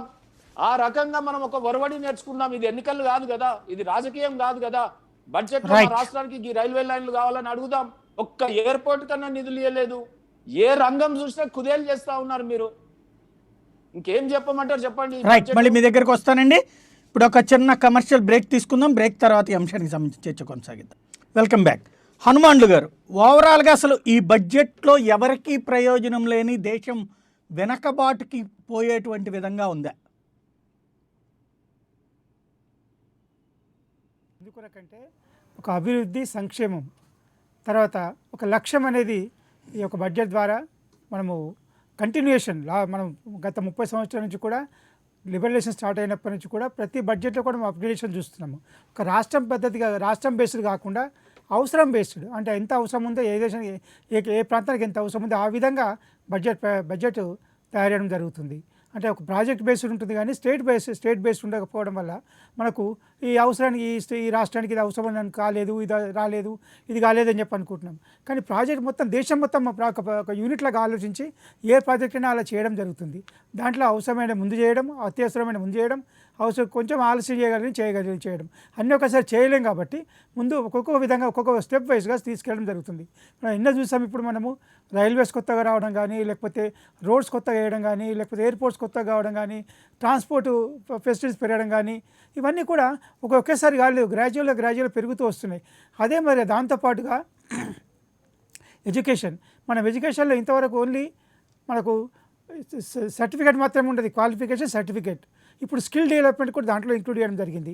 అంటే నైపుణ్యత లేకపోతే విద్యార్థి ఉద్యోగ ఉపాధి అవకాశాలు పొందలేడు. మనం చూసాం 100 మంది విద్యార్థులు ఇంజనీరింగ్ పాస్ అయితే 14 మంది మాత్రమే వాళ్ళకు ఉద్యోగానికి తగిన సామర్థ్యం ఉంటుంది, మిగతా 86 మందికి ఉండట్లేదు. అలాంటి పరిస్థితి రాకుండా ఉండటానికి విద్యాలయాల్లో స్కిల్ డెవలప్మెంట్ కూడా ఇంక్లూడ్ చేయడం జరుగుతుంది. ఈ విధంగా ప్రతి విద్యార్థి విద్యాలయం నుంచి బయటకు వచ్చినప్పుడు స్కిల్ డెవలప్మెంట్తో తన యొక్క ఉన్న నిపుణతతో ఉపాధి అవకాశం తొందరగా పొందే అవకాశం ఉంటుంది. అదేవిధంగా హెల్త్ కేర్ వైద్యంకి వచ్చేసరికి కూడా ప్రభుత్వం ఒక అతి ముఖ్యమైన బాధ్యత ఇది. ఈ హెల్త్ కేర్కి వచ్చేసరికి కూడా national digital health care system అని హెల్త్ కేర్ కార్డ్ అని ఇప్పుడు ప్రపోజ్ చేస్తుంది ఒకటి. దాని ప్రకారం ఏంటంటే ప్రతి వ్యక్తి యొక్క ఆరోగ్య విషయాలు అంటే బ్లడ్ గ్రూప్ కానివ్వండి, లేకపోతే ఆయన హైట్ వెయిట్ ఇవ్వండి, అలాంటి సంబంధించిన విషయాలన్నీ కూడా ఆ డాటా ఉన్నప్పుడు ఏమైనా ఆపత్కర పరిస్థితి యాక్సిడెంట్ జరిగినా ఏది జరిగినా కానీ అలా ట్రీట్మెంట్ ఇవ్వడం తొందరగా జరుగుతుంది. అదే మాదిరిగా ఐడెంటిఫై చేయడము అది కూడా తొందరగా చేయడం జరుగుతుంది. క్రానిక్ డిసీజ్ ప్రివెంటివ్ మెడిసిన్స్ అది కూడా చాలా ఇంపార్టెంట్. ప్రివెంటివ్ ఇప్పుడు మన భారతదేశం ఎక్కువగా డయాబెటిక్ పేషెంట్ కానీ, బ్లడ్ ప్రెషర్ కానీ, కార్డిక్ పేషెంట్స్ కానీ ఎక్కువగా ఉంటారు భారతదేశంలో. దానికి కూడా రాకుండా ఎలా చేయాలి, దానికి ఎలాంటి నివారణ చర్యలు తీసుకోవాలనేది కూడా ఈ యొక్క హెల్త్ కేర్లో తీయడం జరిగింది. ప్రివెంటివ్ హెల్త్ కేర్ ఇంతకుముందు తెలిసేది కాదని కాదు, తెలుసు కానీ కొద్దిమంది మాత్రమే తెలిసేది, చాలామంది తెలిసేది కాదు. ఇప్పుడున్న ఈ యొక్క ప్రయత్నం వల్ల ఈ ప్రివెంటివ్ హెల్త్ కేర్ కూడా ఒక ముఖ్యమైన భాగం అవుతుంది. ఎందుకంటే ఆరోగ్యం ఉంటేనే అభివృద్ధి ఉంటుంది, ఆనందం ఉంటుంది. ఆరోగ్యం లేనప్పుడు అభివృద్ధిగా ఉండే అవకాశం లేదు. ఆ విధంగా అదే మాదిరిగా డిజిటలైజేషన్, ఈ డిజిటలైజేషన్ అనేది అతి ముఖ్యమైనది. ప్రతి అడుగు లోపలికి మన డిజిటలైజేషన్ అవసరం ఉంది. ఎందుకంటే ఫాస్ట్ ఉంటుంది, పర్ఫెక్ట్గా ఉంటుంది, నిష్పక్షపాతంగా ఉంటుంది. కాబట్టి డిజిటలైజేషన్ని ప్రమోట్ చేయడం అనేది అతి ముఖ్యమైనది. మనం చూసాము డిజిటల్ పేమెంట్స్లో మనం ఒక 5-6 సంవత్సరాల క్రితం 4 సంవత్సరాల క్రితం అనుకునే వాళ్ళము పల్లెటూరులో డిజిటల్ పేమెంట్స్ ఎలా జరుగుతాయి, వాళ్ళు వాడలేరు, వాళ్ళు సరిగా చూడలేరు అని చెప్పి అనుకునే వాళ్ళం. కానీ ఇప్పుడు చూస్తే పల్లెటూరులో వాడినంతగా డిజిటల్ పేమెంట్స్ని పట్టణంలో కూడా వాడటం లేదు. కాబట్టి ఈ డిజిటల్ పేమెంట్స్కు డిజిటలైజేషన్ అనేది అతి ముఖ్యమైన అభివృద్ధి యొక్క భాగం అనుకోవచ్చు. అదే మాదిరిగా ఈ ఇంజన్స్ అని తీసుకున్నాం, 7 డెవలప్మెంట్ ఇంజన్స్ అని. దాంట్లో roads, railways, airports, ports, mass transport, waterways, logistic infrastructure ఇవన్నీ కూడా ఇంతకుముందు లేవా అంటే ఉన్నాయి. కాకపోతే ఒక్కొక్క విధంగా ఒక్కొక్క అథారిటీ ఉండేది. ఇవన్నీ కూడా ఒకే రెగ్యులేషన్ తీసుకొచ్చేసి వాటిని సాధ్యమైనంత సులభతరం చేయడం, ఒక గూడ్స్ ట్రాన్స్పోర్ట్ కానీ ప్యాసింజర్ ట్రాన్స్పోర్ట్ కానీ సులభతరం చేయడం ద్వారా తొందరగా ఒక వస్తువు ఒకరి నుంచి ఇంకో చోటు చేరడం, వ్యక్తి ఒక స్థానం నుంచి గమ్యానికి చేయడం సాధ్యం, తొందరగా మళ్ళీ సులభతరంగా చేయడం కూడా సాధ్యమవుతుంది. ఇప్పుడు మనం తమ్ముడు చూసాం, ఒక వ్యవసాయ ఉత్పత్తి మన తెలంగాణ నుంచి ఢిల్లీకి వెళ్ళడానికి 6 రోజులు పట్టేది రోడ్డు మీద, ఇప్పుడు 3 రోజుల్లో చేరుతుంది. దానివల్ల తొందరగా చేయడం వల్ల ఒక వ్యవసాయ ఉత్పత్తి యొక్క నాణ్యత కూడా నష్టపోకుండా ఉంటుంది, మంచి ధర వచ్చే అవకాశం ఉంటుంది, తొందరగా రైతులకు డబ్బు చేరే అవకాశం ఉంటుంది. అదే వ్యక్తిగా అదే విధంగా ఏ గూడ్స్ కానీ ఏ యొక్క సరుకు రవాణా కానీ ఫాస్ట్గా జరిగే అవకాశం ఉంటుంది. ఇలాంటి పరిస్థితులన్నీ కూడా తీసుకురావాల్సిన అవసరం ప్రభుత్వం చేయగలుగుతుంది. ఇది ఏ యొక్క కార్పొరేట్ సంస్థ కానీ ప్రైవేట్ వ్యక్తులను చేసే అవకాశం ఉండదు. ఇవన్నీ ప్రభుత్వమే చేయాల్సి ఉంది. కానీ ప్రభుత్వం ఇలాంటి మౌలిక సదుపాయాలు ఇచ్చినప్పుడే మనం ఒక వాణిజ్య రంగాలు అభివృద్ధి చెందే అవకాశం ఉంటుంది. అదే మరి ఇంతకుముందు చెప్పారు ఇది ప్రైవేటైజేషన్ గురించి కూడా. ఈ ప్రైవేటైజేషన్లో అనేది ఎందుకంటే ఇంతవరకు మరి 226 కేంద్ర ప్రభుత్వ సంస్థల్లో ఒక 56 మాత్రమే పనిచేస్తున్నాయి. 56లో 23 మాత్రమే ప్రాఫిట్లో ఉన్నాయి, మిగతా అన్ని కూడా 33 నష్టాల్లో ఉన్నాయి.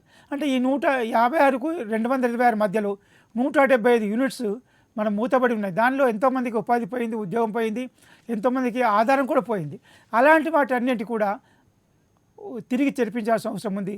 ఆ షుగర్ ఫ్యాక్టరీ కావచ్చు, కెమికల్ ఫ్యాక్టరీ కావచ్చు, లేకపోతే ఏదైనా కానీ అలాంటి 170ని కూడా మనము యూనిట్స్ని మళ్ళీ రీఓపెన్ చేస్తే మనకు అందరికీ ఒక్కొక్క ఫ్యాక్టరీలో కనీసం 5,000 మందికి ఉపాధి దొరికినప్పుడు ఇండైరెక్ట్గా 15,000 మందికి ఉపాధి దొరికి అలాంటి ఒక ప్రభుత్వ రంగ సంస్థలన్నిటి కూడా మళ్ళీ పనితనంలోకి తీసుకోవాల్సిన అవసరం ఉంది.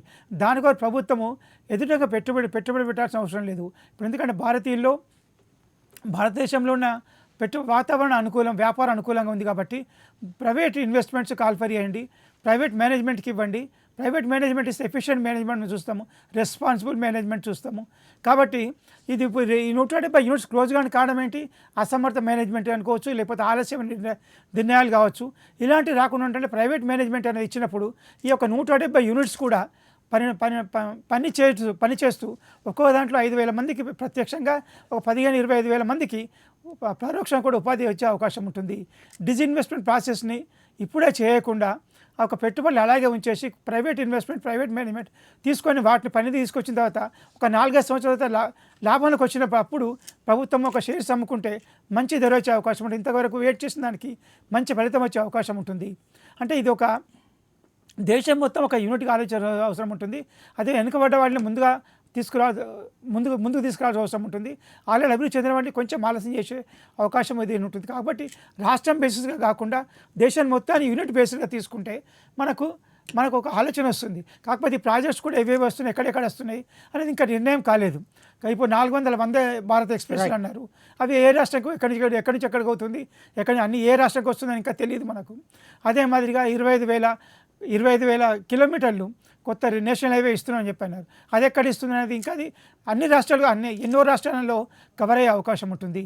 కాబట్టి ప్రభుత్వం బాధ్యతాయుతంగా సంక్షేమము, ఆర్థికము, విద్య, అదే మాదిరిగా మౌలిక సదుపాయాలు కూడా కల్పిస్తే వ్యాపారం అనుకూలంగా ఉన్నప్పుడు పెట్టుబడులు దొరుకుతాయి. అదే మాదిరిగా ప్రజలకు నమ్మకం కలుగుతుంది. తర్వాత విదేశీ పెట్టుబడులు కూడా భారతదేశంలో వచ్చే అవకాశం ఉంది. ఇప్పుడు మనం చూసాం భారతదేశంలో ఒకప్పుడు 15 రోజులు మాత్రమే ఫారిన్ ఎక్స్చేంజ్ ఉండేది. మన దగ్గర 15 రోజులకు దిగుమతి సరిపడింది. ఈరోజు 13 నెలలకు దిగుమతి సరిపడేంత విదేశీ మార్కెట్ నిల్వ ఉంది. దానికి కారణం ఏంటంటే విదేశీయులకు భారతదేశం మీద ఉన్న నమ్మకం. ఆ పెట్టుబడి అనుకూల ప్రదేశంగా భారతదేశం మారింది. కాబట్టి ఇలాంటి పరిస్థితిని అనుకూలంగా మార్చుకొని అభివృద్ధి పరచాల్సిన అవసరం ఉంది. రైట్. సుందరరాం శర్మ గారు, ఇప్పటివరకు మీరు ఒక మాట అని చెప్పారు, సంక్షేమము అని చెప్పనేటువంటిది చెప్పారు. Yes, it is the most important. ఎందుకంటే భారతదేశం అనేటువంటిది ఒక వెల్ఫేర్ స్టేట్. మనం సంక్షేమం నుంచే అభివృద్ధిలో నాకు ఒక చిన్న డౌట్ శర్మ గారు, మొత్తం కూడా నాకు ఒక చిన్న డౌట్. సంక్షేమంలో నుంచే రోజు పత్రికల్లో మన తెలుగు పత్రికలలో వచ్చేది ఏంటంటే అటు కేసీఆర్దైనా ఇటు పక్కన జగన్మోహన్ రెడ్డిదైనా పప్పు బెల్లాల్లాగా పంచి పడేస్తున్నారు డబ్బులు ఇష్టారాజ్యంగా ఓట్ల కోసం అని రాసుకొచ్చేవాడు. ఇవాళ అదే పత్రికలలో సంక్షేమంకి బడ్జెట్లో డబ్బులు కేటాయించలేదని రాశారు. ఏంటి అసలు ఇక్కడ? నిజంగా సాయి గారు, మీరు మాత్రము నాకంటే కూడా చక్కటి ఒక నిజం ఇది. It is a fact today. ఇప్పుడే నా ముందు పెట్టుకుని చూశాను నేను. నిజంగా ఎంత దారుణం అంటే నిన్నటి దాకా, ఈవెన్ నిన్న అర్ధరాత్రి, నిన్న సాయంకాలం మీడియాలో దాకా కూడా ఏమనంటే జగన్మోహన్ రెడ్డి గారు అప్పులు చేసేస్తున్నాడు, జగన్మోహన్ రెడ్డి గారు పప్పు బెల్లాల్లాగా జనాలకు పంచి పెడతా ఉన్నాడు. కేసీఆర్ గారి గురించి కూడా అంతే. ఇండస్ట్రీస్ ఏమండి కేసీఆర్ గారి గురించి కూడా అదే మాట్లాడతారు, డబ్బులు పనిచేస్తున్నారు. కేసీఆర్ గారి గురించి కూడా మాట్లాడుతున్నారు. అవును సార్. ఇప్పుడు కేసీఆర్ గారి గురించి కూడా అదే మాట్లాడుతున్నారు. మా గురించి ఈ రకంగా మాట్లాడుతూ ఆర్థిక ఎమర్జెన్సీ రావాలి, రాష్ట్రం ఏమైపోతుంది, ఇట్లాగే కనుక పోతే అసలు ప్రజలందరికీ నెత్తి మీద ఇన్ని డబ్బులు పడతాయి, ఇవన్నీ చెప్పినటువంటి వీళ్ళు ఇవాళ ఈ నిరాశ కలిగించింది, బడ్జెట్ నిరాశ కలిగించిందిక. ఆ తర్వాత ఏమన్నా సంక్షేమం గురించి అసలు లేనే లేదుక, వీళ్ళ వేతన జీవులకి ఎటువంటి ఇవి ఇవ్వలేదుక. ఇప్పుడు దీన్ని బట్టి ఈ ద్వంద్వ వైఖరి ఆంధ్రప్రదేశ్, నేను I will restrict my this one to Andhra Pradesh. KCR గారిది సరే, శ్రీనివాస్ గారు మన బ్రదర్ ఉంటే చెప్తా. ఇక్కడ పొద్దున్న లేస్తే రాత్రి దాకా రోజు ఇదే మీడియా, సాయంకాలం పొద్దున్న చంద్రబాబు గారి యొక్క జూము, వీటితోటి ఈ రాష్ట్రం మొత్తం చెప్పేది ఒకటి, ఆర్థిక ఎమర్జెన్సీ కావాలి, అర్జెంటుగా కేంద్రం ఈ రాష్ట్రంలోకి వచ్చేసేయాలి, జగన్మోహన్ రెడ్డి గారిని ఆ సీఎం కుర్చీలో నుంచి దింపేయాలి. ఎందుకు? ఆయన పప్పు బెల్లాలు పంచిపెట్టేశాడు, రాష్ట్రం నాశనం అయిపోయింది, విధ్వంసమైనటువంటి అయిపోయింది. నేను ఇందుకనే చెప్తున్నాను సాయి గారు, ఈ యొక్క రాష్ట్రంలో దౌర్భాగ్యం. 43 సంవత్సరాల ఇండస్ట్రీ ఉన్నటువంటి నారా చంద్రబాబు నాయుడు గారు 40 సంవత్సరాల నుంచి తెలుగుదేశం పార్టీ ఈ రాష్ట్రంలో ఉండి ఏం చేశారో అని ప్రజలు అడుగుతుంటే అవి సమాధానం లేకుండా ఇవన్నీ చెప్పటమే వస్తున్నటువంటి. ఎందుకని చెప్తున్నానంటే, ఇందాక రఘునాథ బాబు గారు ఒక మాట అన్నారు, 65 సంవత్సరాలు పరిపాలన చేశారు, వాళ్ళు ఇవన్నీ కూడా ఇంత ముందు ఏం చేయలేదు అని చెప్పారు. ఎస్, వాళ్ళు చేయలేదు అనేటువంటిది తప్పు, కానీ కొంతవరకు చేశాడు. అట్లాగే మేము కూడా ఏం చెప్తున్నాం అంటే 40 సంవత్సరాల పాటు ఈ మౌలికమైనటువంటి ఈ సంస్కరణలు తీసుకురాలేనటువంటి తెలుగుదేశం పార్టీ, దానికి సపోర్ట్ చేసినటువంటి మీడియా ఇవాళ రోజున జగన్మోహన్ రెడ్డి గారి గురించి మాట్లాడేటువంటి నైతిక హక్కు కానివ్వండి, లేకపోతే రాజ్యాంగ హక్కు కానీ ఏమన్నా ఉన్నదా? ఎందుకంటే రాజ్యాంగ ప్రకారం కూడా వీడు ఎన్నో రకాలైనటువంటి రాజ్యాంగ వ్యతిరేకమైనటువంటి, ప్రజా వ్యతిరేకమైనటువంటి, ప్రజాస్వామ్య వ్యతిరేకమైనటువంటి చేసినప్పటికీ కూడా మేము ఎప్పుడు కూడా జగన్మోహన్ రెడ్డి గారు ప్రతిపక్షంలో కూర్చొని మాట్లాడలేదు. ఎంతసేపటికి నేను వస్తే ఏం చేస్తాను అని మాత్రమే చెప్పాను. ఇవాటి రోజున కృష్ణపట్నం పోర్టు కానీ, గంగవరం పోర్టు కానీ వీటిల్ని ప్రైవేటైజేషన్ చేసి అదాని గారికి ఇస్తే, పొద్దున్న లేచిన దగ్గర నుంచి చెప్పేదేంటి సార్, అదాని గారికి ఇచ్చేస్తున్నారు, అదానికి ఇచ్చేస్తున్నారు, అదానికి ఇచ్చేస్తున్నారు. ఇది ఇవాళ రోజున కేంద్ర ప్రభుత్వం ఏం చెప్తుంది, ప్రైవేట్ పబ్లిక్ పార్ట్నర్షిప్ లో ఇవన్నీ తీసుకుని వస్తాము అని చెప్తారు. ఇవాళ రైళ్ల విషయంలో తీసుకుంటే ఇందాక మన మిత్రులు చెప్తున్నట్టుగా ఇవాళ రైల్వే శాఖను కూడా ప్రైవేటైజేషన్ చేయడానికి కేంద్ర ప్రభుత్వం ముందుకెళ్తా ఉంది. రేపు 2023 కల్లా ఈ రాష్ట్రంలో ఈ దేశంలో ఉన్నటువంటి మెయిన్ ఎక్కడైతే బాగా ఇన్కమ్ వచ్చేటువంటి రైల్వే లైన్లు ఉన్నాయో, ఏ స్టేషన్స్ అయితే ఉన్నాయో వాటన్నిటిని కూడా ప్రైవేటైజేషన్ కి ఇవ్వబోతోంది. దానికి మనం ఏం చేయాలి, ఇప్పుడు ఆపాలా, ఎట్లా చేయాలి అనేటువంటిది ఆలోచించుకోవాల్సింది కేంద్ర ప్రభుత్వం. అయితే మేమేం అడుగుతున్నాము, ఇవాళ ఈ రాష్ట్రంలో పోర్టుల గురించి, ఆంధ్రప్రదేశ్ లో ఈ ఎయిర్పోర్టుల గురించి, మౌలికమైనటువంటి కొన్ని సదుపాయాల గురించి, ఇన్ఫ్రాస్ట్రక్చర్ గురించి మేమేమడుగుతున్నాం, మాకు ఆర్థిక సహాయం చేయండి అని చెప్పి అడుగుతున్నాం. ఇవాళ రోజున అభివృద్ధి, సంక్షేమంతో పాటు అభివృద్ధి కూడా తీసుకుని వస్తున్నాం. ఇవాళ రోజున కొప్పర్తి లాంటి చోట్ల ఇవాళ కొన్ని గ్లాండ్ ఫార్మానా, సన్ ఫార్మా వాళ్ళ వచ్చి రావటం దగ్గర నుంచి కనుక మీరు తీసుకుంటే ఇవాళ SEZలతో రావటమే కాకుండా ఇవాళ ఈ రాష్ట్రంలో మనకు తెలియకుండా, అంటే ఈ యొక్క ప్రాపగాండా లేకపోతే ఇంకేముంది, చంద్రబాబు గారు దావాస్ వెళ్ళారు, రాత్రిపూట ఆయన శక్తి అవన్నీ లేకుండా అంత చల్లో కూడా తిరుగుతున్నారట ఈ రాష్ట్రం గురించి, ఇటువంటి పిచ్చి ప్రాపగాండాలు లేకుండా ఈ రాష్ట్రానికి ఇవాళ ఇండస్ట్రీస్ వస్తున్నాయి, అభివృద్ధి జరుగుతోంది, పరిశ్రమలు వస్తున్నాయి. పరిశ్రమలతో పాటు మానవ శక్తి ముఖ్యము. ఈ మానవ శక్తిని ఈ మానవ శక్తిని కాపాడుకోవాలి అంటే ఈ వైరస్ టైంలో మనం ఇవన్నీ చెయ్యాలి అని చెప్పని జగన్మోహన్ రెడ్డి గారు అమ్మఒడి పథకం కానివ్వండి, లేకపోతే ఇవన్నీ కూడా తీసుకుని వచ్చి జనాలకి డబ్బులు పంపిస్తున్నారు. మళ్ళా ఇదే మాటలు మాట్లాడతారు కొంతమంది కమ్యూనిస్టులు. ఇందాక మా రఘునాథ్ బాబు గారు అన్నట్టు కమ్యూనిస్టులు వాళ్ళు ఏమంటారు, ప్రతి ఒక్కరికి కూడా డబ్బులు ఇవ్వండి, 5,000 ఇవ్వండి, 3,000 ఇవ్వండి, ఇంక్లూడింగ్ రాహుల్ గాంధీ కూడా చెప్పారు 3,000 ఇవ్వండి, వాళ్ళ దగ్గర డబ్బులు లేకపోతే ఇబ్బంది పడతారు, టాబ్లెట్ కొనుక్కోవడానికి కూడా ఇబ్బంది పడుతున్నారు అని చెబితే జగన్మోహన్ రెడ్డి గారు వీటన్నిటినీ కూడా తీసుకుని ప్రతి ఒక్కళ్ళ యొక్క జేబులోకి డబ్బులు ఇచ్చేటట్టుగా పంపించి ఈ యొక్క సైకిల్ ఏదైతే ఆర్థిక సైకిల్ తిరగాలి, అది తిరగకపోతే డబ్బులు కనుక లేకపోయేటట్లయితే ఆ యొక్క డబ్బుల యొక్క ఇది కనుక లేకపోయేటట్లయితే ఎకానమీ దెబ్బతింటుంది. దాన్ని తీసుకుని వచ్చి ఇవాళ ఈ రాష్ట్రాన్ని కాపాడుతుంటే ఇదే మాట, సంక్షేమం ఎంతసేపటికి పప్పు బెల్లాలు, అభివృద్ధి లేదు. నెంబర్ 1. నెంబర్ 2, అదానికి అన్ని అమ్మేస్తున్నారు. నెంబర్ 3, ఎక్కడో ఉన్నటువంటి మద్యం బాటిల్స్ ధరలు పెంచద్దు, బ్రాండ్లు కావాలి. ఇది మాటలు. ఏదన్నా ఒక ఇన్సిడెంట్ జరిగితే ఆ ఇన్సిడెంట్ ని పట్టుకుని ఈ రాష్ట్రంలో శాంతి భద్రతలు పోయినాయి, నారీ లోకానికి ఇది లేదు. ఏంటండి ఈ రకమైనటువంటిది? నేను మొదటి నుంచి చెప్తుంది ఇదే. మొన్న డ్రగ్స్ గురించి కూడా చెప్పారు. ఇవాళ డ్రగ్స్ ఎక్కడ పట్టుకున్నారు సార్ సాయి గారు? ఆ రోజున పుంకాలుగా పుట్టున్న రాత్రి పెట్టిన డిబేట్లు లేకుండా పెట్టారు. చంద్రబాబు గారు ఈ రాష్ట్రంలో గంజాయి డ్రగ్స్ గురించి మాట్లాడారు. చివరికి ఈ డ్రగ్స్ ఎక్కడ తేలిందండి? ఈ రకంగా ఒక వ్యక్తి యొక్క క్యారెక్టర్ అసాసినేషన్ చేయడం, జగన్మోహన్ రెడ్డి గారు ముఖ్యమంత్రిగా ఉన్నారు కాబట్టి ఆయన మీద క్యారెక్టర్ అసాసినేషన్ చేయటమే అనేటువంటిదే ప్రథమ ధ్యేయం. ఈ రాష్ట్రంలో శాంతి భద్రతలు లేకుండా ఒక విచ్ఛిన్నం చేసి ప్రభుత్వాన్ని నడవకుండా చేయాలనేటువంటి ఒక దుగ్ధ తప్ప ఇవాళ రోజున ఈ రాష్ట్రంలో ఉన్నటువంటి ప్రతిపక్షాలకి వేరే పనేమీ లేకుండా పోయింది. కానీ మీరు నిజంగా బాగా చెప్పారు, ఈ యొక్క పత్రికల్ని ప్రజలు నమ్మటం లేదు. ఆ రోజున రాజశేఖర రెడ్డి గారు చెప్పారు, ఆ 2 పత్రికల గురించి వదిలేసేయండి అని. ఎస్, నిజంగా వదిలేయటం మంచిదైంది. ఇప్పుడు ఇక ఈ మీడియాను కూడా వదిలేసేటువంటి పరిస్థితికి వచ్చింది. ఎందుకు చివరిగా నేను ఒక విషయం ఏంటంటే, ఈ యొక్క పత్రికలు ఇవాళ సాక్షి పేపర్ ని చాలా మంది అంటున్నారు, ఏది వైఎస్ఆర్సీపీకి ఫేవరబుల్ గా రాస్తుంది, జగన్ గారికి ఇదే రాస్తుంది. నిజంగా సాక్షి పేపర్ కనుక లేకపోయింటే ప్రజలకి second side of the coin తెలిసేదే కాదు. నిజంగా జర్నలిజం లో వీళ్ళు రాస్తున్నటువంటి ఇవాళ ఇవి కనుక ప్రజలు నమ్మితే, సాక్షి పేపర్ లేకపోతే, లేదా మీ ఇలాంటి ప్రైమ్ 9 లేకపోతే మీ ఇలాంటి జర్నలిస్టులో రెండో సైడ్ కూడా మీరు ఒక సైడే కాదు 2 సైడ్లు చూపించడం మూలకంగా కొంతవరకు ఈ ఇద్దరిని కంట్రోల్ చేయగలిగాం. కానీ లేకపోతే రాష్ట్రం అయిపోయారు.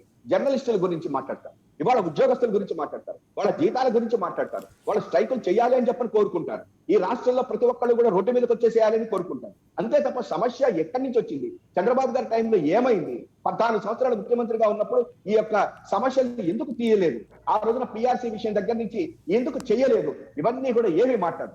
ఎంతసేపటితే చంద్రబాబు గారు టైంలో అదే ఇప్పుడు అది. అయితే అదృష్టం ఏంటంటే ఇవాళ ఉద్యోగస్తులు కానీ ఉపాధ్యాయులు కానీ ఈ రాష్ట్రంలో ఎవరు కూడా చంద్రబాబు గారిని కానీ ఆ పత్రికల్ని కానీ అలాగే ఆ మీడియాని కానీ నమ్మే పరిస్థితి లేదు.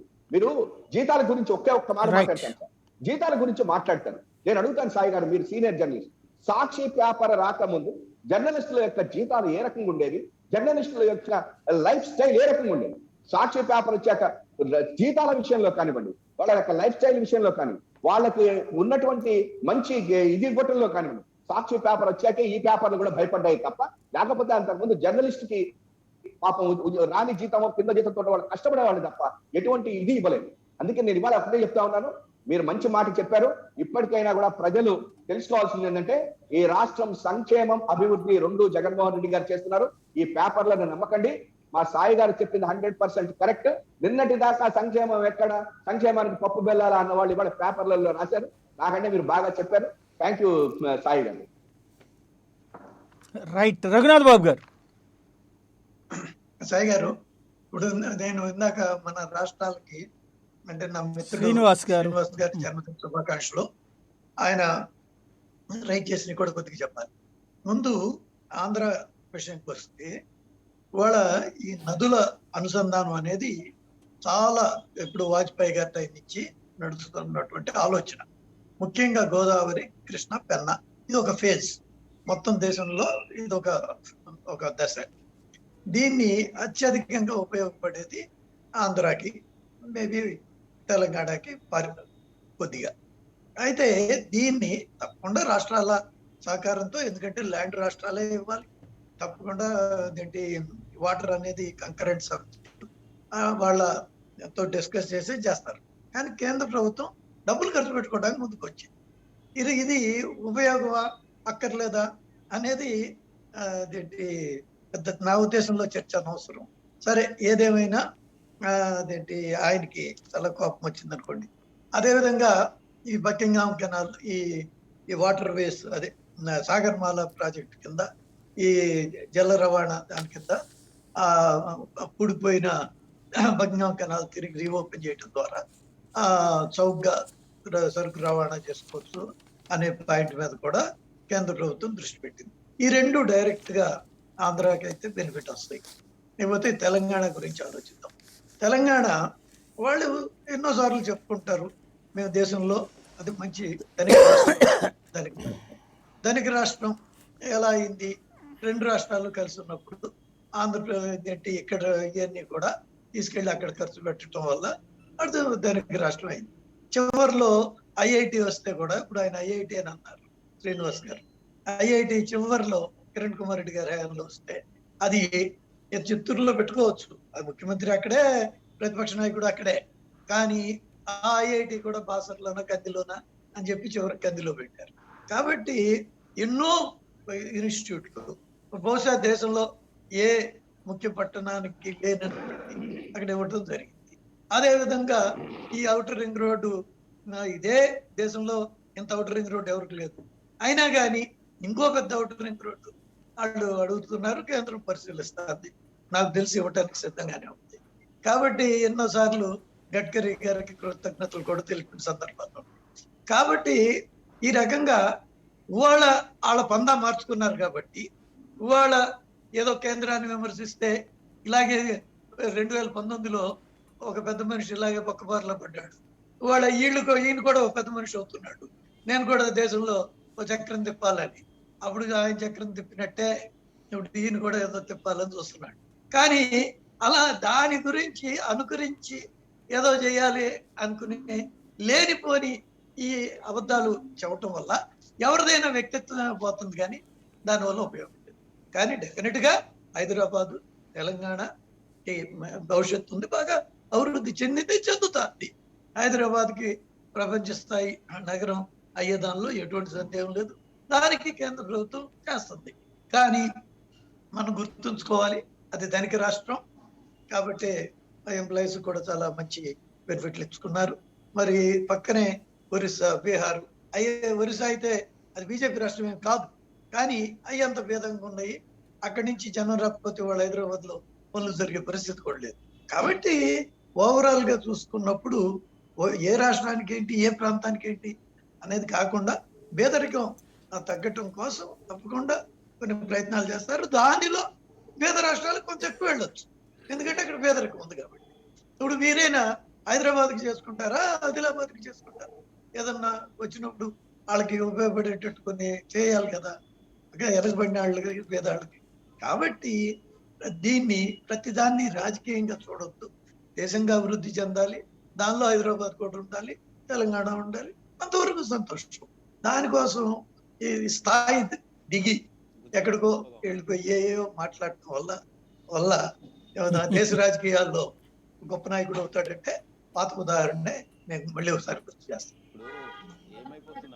రైట్ శ్రీనివాస్ గారు, జాతీయ నాయకత్వం మాకు చేసిన అన్యాయానికి ఏమో ఉక్రోషం వస్తా ఉంది. రఘునాథ్ బాబు గారు ఇక్కడ బీజేపీ ప్రతినిధిగా రావడము కొంత మేరకు మమ్మల్ని ఇబ్బంది పెడతా ఉంది.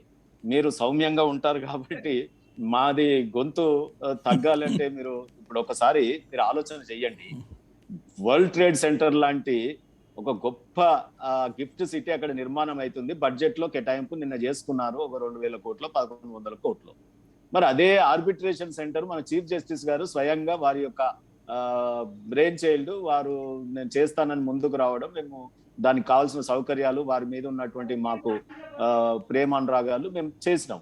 దానికి ఒక్క రూపాయి కూడా బడ్జెట్లు ఇవ్వకపోతే మీరు సమర్థిస్తాము, ఏదో మీరు ఆదిలాబాద్ కు చేసుకోరా మీ రాష్ట్ర బడ్జెట్ పెట్టినప్పుడు, అట్లా గుజరాత్ కు చేసుకున్నాం కేంద్రంలో మా ప్రభుత్వం ఉంది కాబట్టి అని అంత లైటర్ వేలో మాట్లాడుతా ఉన్నారు. గగన గారు తగదు. రెండోది నిమ్స్, మీ హైదరాబాద్ పూనా మీరే కదా చేసింది నిమ్స్, ఈ ఇండస్ట్రియల్ క్యారిడార్ మా కేటీఆర్ గారు ఒక 6000 కోట్లు ఇవ్వమన్నారు. కనీసం ఒక్క రూపాయన్ని ఇచ్చారా? రైల్వే కోచ్ ఫ్యాక్టరీ ఉంది, దీనికి ఒక్క రూపాయన్న కేటాయింపు చేశారా? నేను స్పెసిఫిక్ గా అడుగుతా ఉన్నాను. మీరు అన్నారు ఐఐటి ఆ రోజుల్లో కందికి పెట్టినాము, మేము ఆంధ్రాలో పెట్టుకోవాలంటే పెట్టుకోకపోదుమా అనేది. ఇక్కడ మీరు గమనించాల్సింది ఏంటంటే ఇవాళ కొత్త రాష్ట్రాలు ఏర్పాటే కాదు, మొన్న దేశంలో మీకు ఒక లిస్టు చదువుతాను. నవోదయ స్కూల్స్ 84 ఓపెన్ అయినాయండి దేశ వివిధ ప్రాంతాలలో. మరి తెలంగాణలో గుండు 0. ఇవాళ మెడికల్ కాలేజీలు 157 దేశంలో. సాయి గారు ఇది సీరియస్ నోట్ అండి, ఇది రఘునాథ్ బాబు గారు చాలా సీరియస్ గా మీరు నోట్ చేసుకొని, ఇది కేంద్రంలో మీరు కూడా ఇటువంటి జరుగుతున్నప్పుడు సీనియర్ లీడర్ గా చెప్పాల్సినటువంటి అవసరం ఉంటుంది. మెడికల్ కాలేజీలు దేశంలో 157 ఓపెన్ అయితే తెలంగాణకు గుండు 0. ఇవాళ ఎన్ఐడి లాంటి సంస్థ 4 ఓపెన్ అయితే దేశంలో మన దగ్గర గుండు 0. ట్రిపుల్ ఐటీ ఓపెన్ అయితే 16 ఓపెన్ అయితే మనకు గుండు 0. ఇవాళ మరి మాకు ఉక్రోషం రావద్దంటే ఏం వస్తుంది చెప్పండి? ఇవాళ IIR Indian institute of science and education and research 2 ఇన్స్టిట్యూట్లు వస్తే తెలంగాణ ఆంధ్రాకు ఏం లేదు. ఇండియన్ ఇన్స్టిట్యూట్ ఆఫ్ టెక్నాలజీ ఐఐటీలు 7 వస్తే గుండు 0. ఇవాళ ఇండియన్ ఇన్స్టిట్యూట్ ఆఫ్ మేనేజ్మెంట్ ఐఐఎంలు 7 వస్తే మనకు గుండు 0. ఇవి నేను లెక్కలు చెప్తా ఉన్నా కదా, వచ్చినాయా మన ఆంధ్రకు వచ్చినాయా? పోనీ ఇలా నవోదయ స్కూళ్ళ సంఖ్య నువ్వు దేశంలో గన్ని ఓపెన్ చేసినప్పుడు 184 కుంటూ పడితే మనం అయినా చూస్తూ కూర్చుందాము మనం అని అంటే మాట్లాడితే ఎట్లా చెప్పండి? అందుకే మేము అంటా ఉన్నాం, ఇవాళ నిమ్స్ మీకు తెలుసు నేషనల్ ఇన్వెస్ట్మెంట్ మ్యానుఫ్యాక్చరింగ్ జోన్ లో ఇవాళ ఆ హోదా నిమ్స్ హోదా ఇచ్చి ఆమోదం తెలిపి దానికి ఫార్మా ఇండస్ట్రీకి మేము 64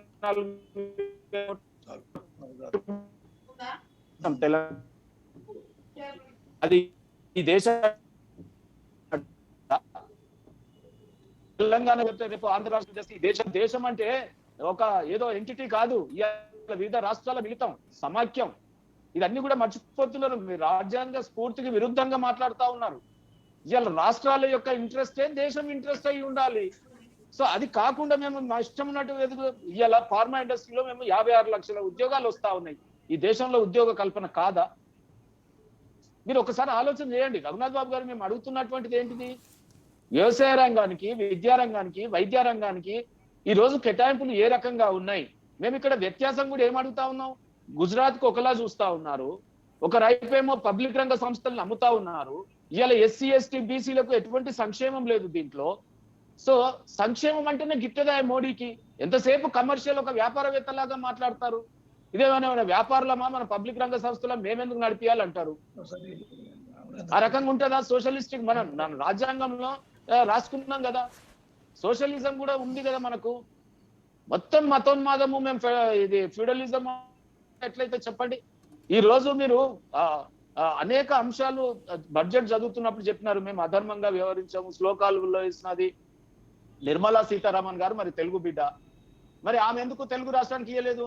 మనం కొంత మేరకు తెలంగాణలో మనం ఆ రోజు ఆదిలాబాద్ కు 888 ఇచ్చినాము తెలుగు వారము అని అన్నారు కదా, మరి నిర్మలా సీతారామన్ గారు ఎందుకు కేటాయింపులు జరపలేదు?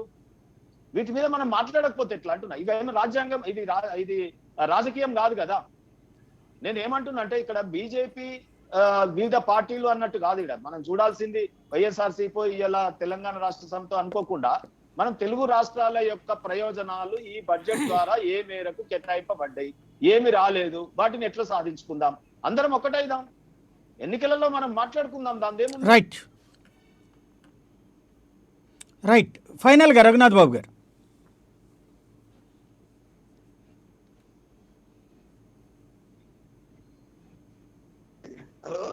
రైట్, మళ్ళీ మీ దగ్గరికి వస్తాను. హనుమంతులు గారు, ఈ రాష్ట్రాల వారీగా కేటాయింపులు అనేటువంటిది విడిగా దాంట్లో ప్రొజెక్ట్ అయినట్ట అవ్వనట్ట? అసలు రాష్ట్రాలకు ఏమి ఇవ్వకుండా మొత్తం కేంద్రం గుజరాత్కే ఖర్చు పెట్టుకుందా?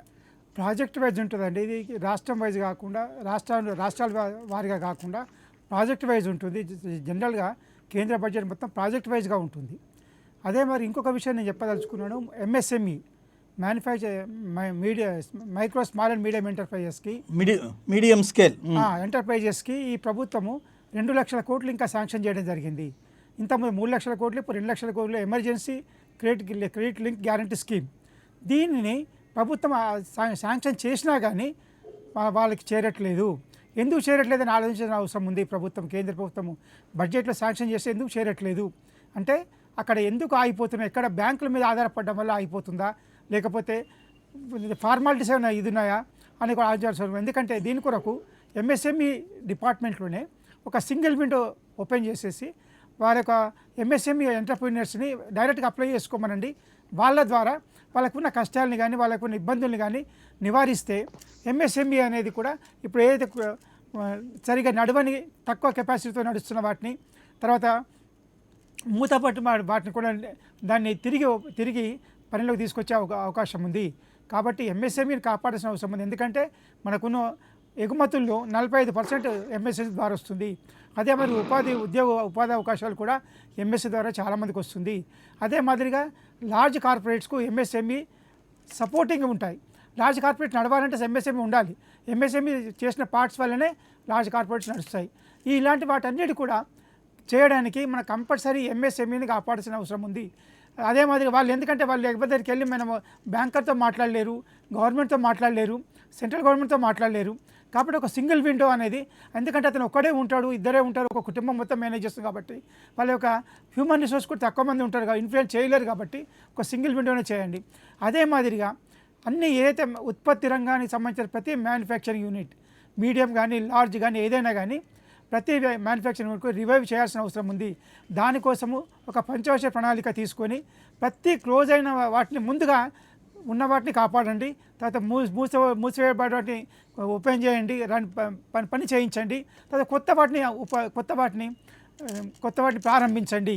ఈ యొక్క మ్యానుఫ్యాక్చరింగ్, ఎందుకంటే మనము ఇది ఆయుధకు సంబంధించిన డిఫెన్స్కు 83% మనం దిగుమతి చేసుకుంటున్నాము. అలాంటి కాకుండా మన దిగుమతిని తగ్గించాలి, ఎగుమతులు పెంచే విధంగా ఉండాలి. ఎగుమతులు పెంచాలంటే మ్యానుఫ్యాక్చరింగ్ ఉత్పాదక రంగం పెరగాలి, వ్యవసాయ రంగం పెరుగుతుంది. అదే మాదిరిగా ఉత్పాదక రంగం కూడా పెరగాల్సిన అవసరం ఉంది.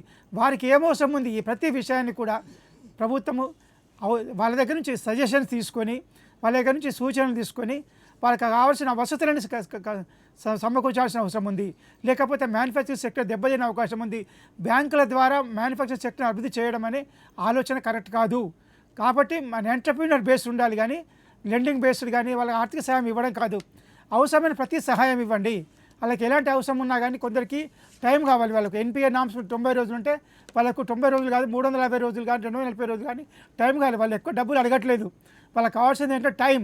ఆ టైం కూడా బ్యాంకులు ఇవ్వకుండా ఆ ఎంటర్ప్రీనర్స్ని ఆక్షన్ పెట్టడం, లేకపోతే పేపర్లో వేసేసి వాళ్ళని అందరు మొత్తం వాళ్ళ గ్యారంటీస్ ముందు ఆక్షన్ పెట్టడం, కమర్షియల్ ఎస్టేట్స్ కాకుండా చేయడం అనే చాలా ఇబ్బందులు చేస్తున్నాయి. కాబట్టి కొత్తగా ఎంఎస్ఎంఈ చేయాలనుకునే వాళ్ళు కూడా ఎవరు కూడా ఉత్పత్తి రంగానికి చేయడానికి రావట్లేదు.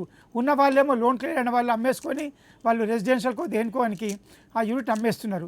అలాంటి పరిస్థితి రాకుండా చూడాల్సిన బాధ్యత ప్రభుత్వం పైన ఉంది.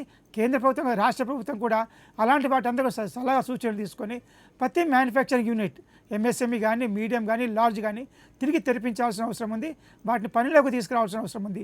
దాని ద్వారానే మనకు అభివృద్ధి పెరుగుతుంది, ఎగుమతులు పెరుగుతాయి, పరిరక్షణ పెరుగుతుంది, ఉద్యోగ ఉపాధి అవకాశాలు పెరుగుతాయి. దాని ద్వారా సంక్షేమం పెరుగుతుంది. అంటే అభివృద్ధి ద్వారా సంక్షేమం, సంక్షేమం ద్వారా అభివృద్ధి కాదు, అభివృద్ధి ద్వారా సంక్షేమం జరిగితే ఆర్థిక అభివృద్ధి బాగుంటుంది, దేశం కూడా స్థిరంగా ఉంటుంది. రైట్, థ్యాంక్ యూ అండి హనుమాన్లు గారు, రఘునాథ్ బాబు గారు, శ్రీనివాస్ గారు, సుందరరామ్ శర్మ గారు. ఇది ఓవరాల్గా అయితే బడ్జెట్కి సంబంధించి ఎవరి వాదనలు వాళ్ళవే. అదే సందర్భంలో లోపాలని సరిచేసుకుంటూ సాగుతున్నటువంటి భారతావనికి సంబంధించినంత వరకు అతిపెద్దదైనటువంటి ఆర్థిక బడ్జెటే. కానీ రాష్ట్రాలకు సంబంధించిన ఆకాంక్షల మీద వస్తున్నటువంటి చర్చకి సమాధానాలు ఏ విధంగా ఇస్తుంది కేంద్రం అన్నటువంటిదే భవిష్యత్తుని తేల్చబోయేటువంటి రాజకీయం. ఏం జరుగుతుందో చూద్దాం. ఇది అంశానికి సంబంధించి తాజా అప్డేట్స్ సరికొత్త పొలిటి మరి కాసేపట్లో మీ ముందు ఉంటుంది. చూస్తూనే ఉండండి ప్రైమ్9.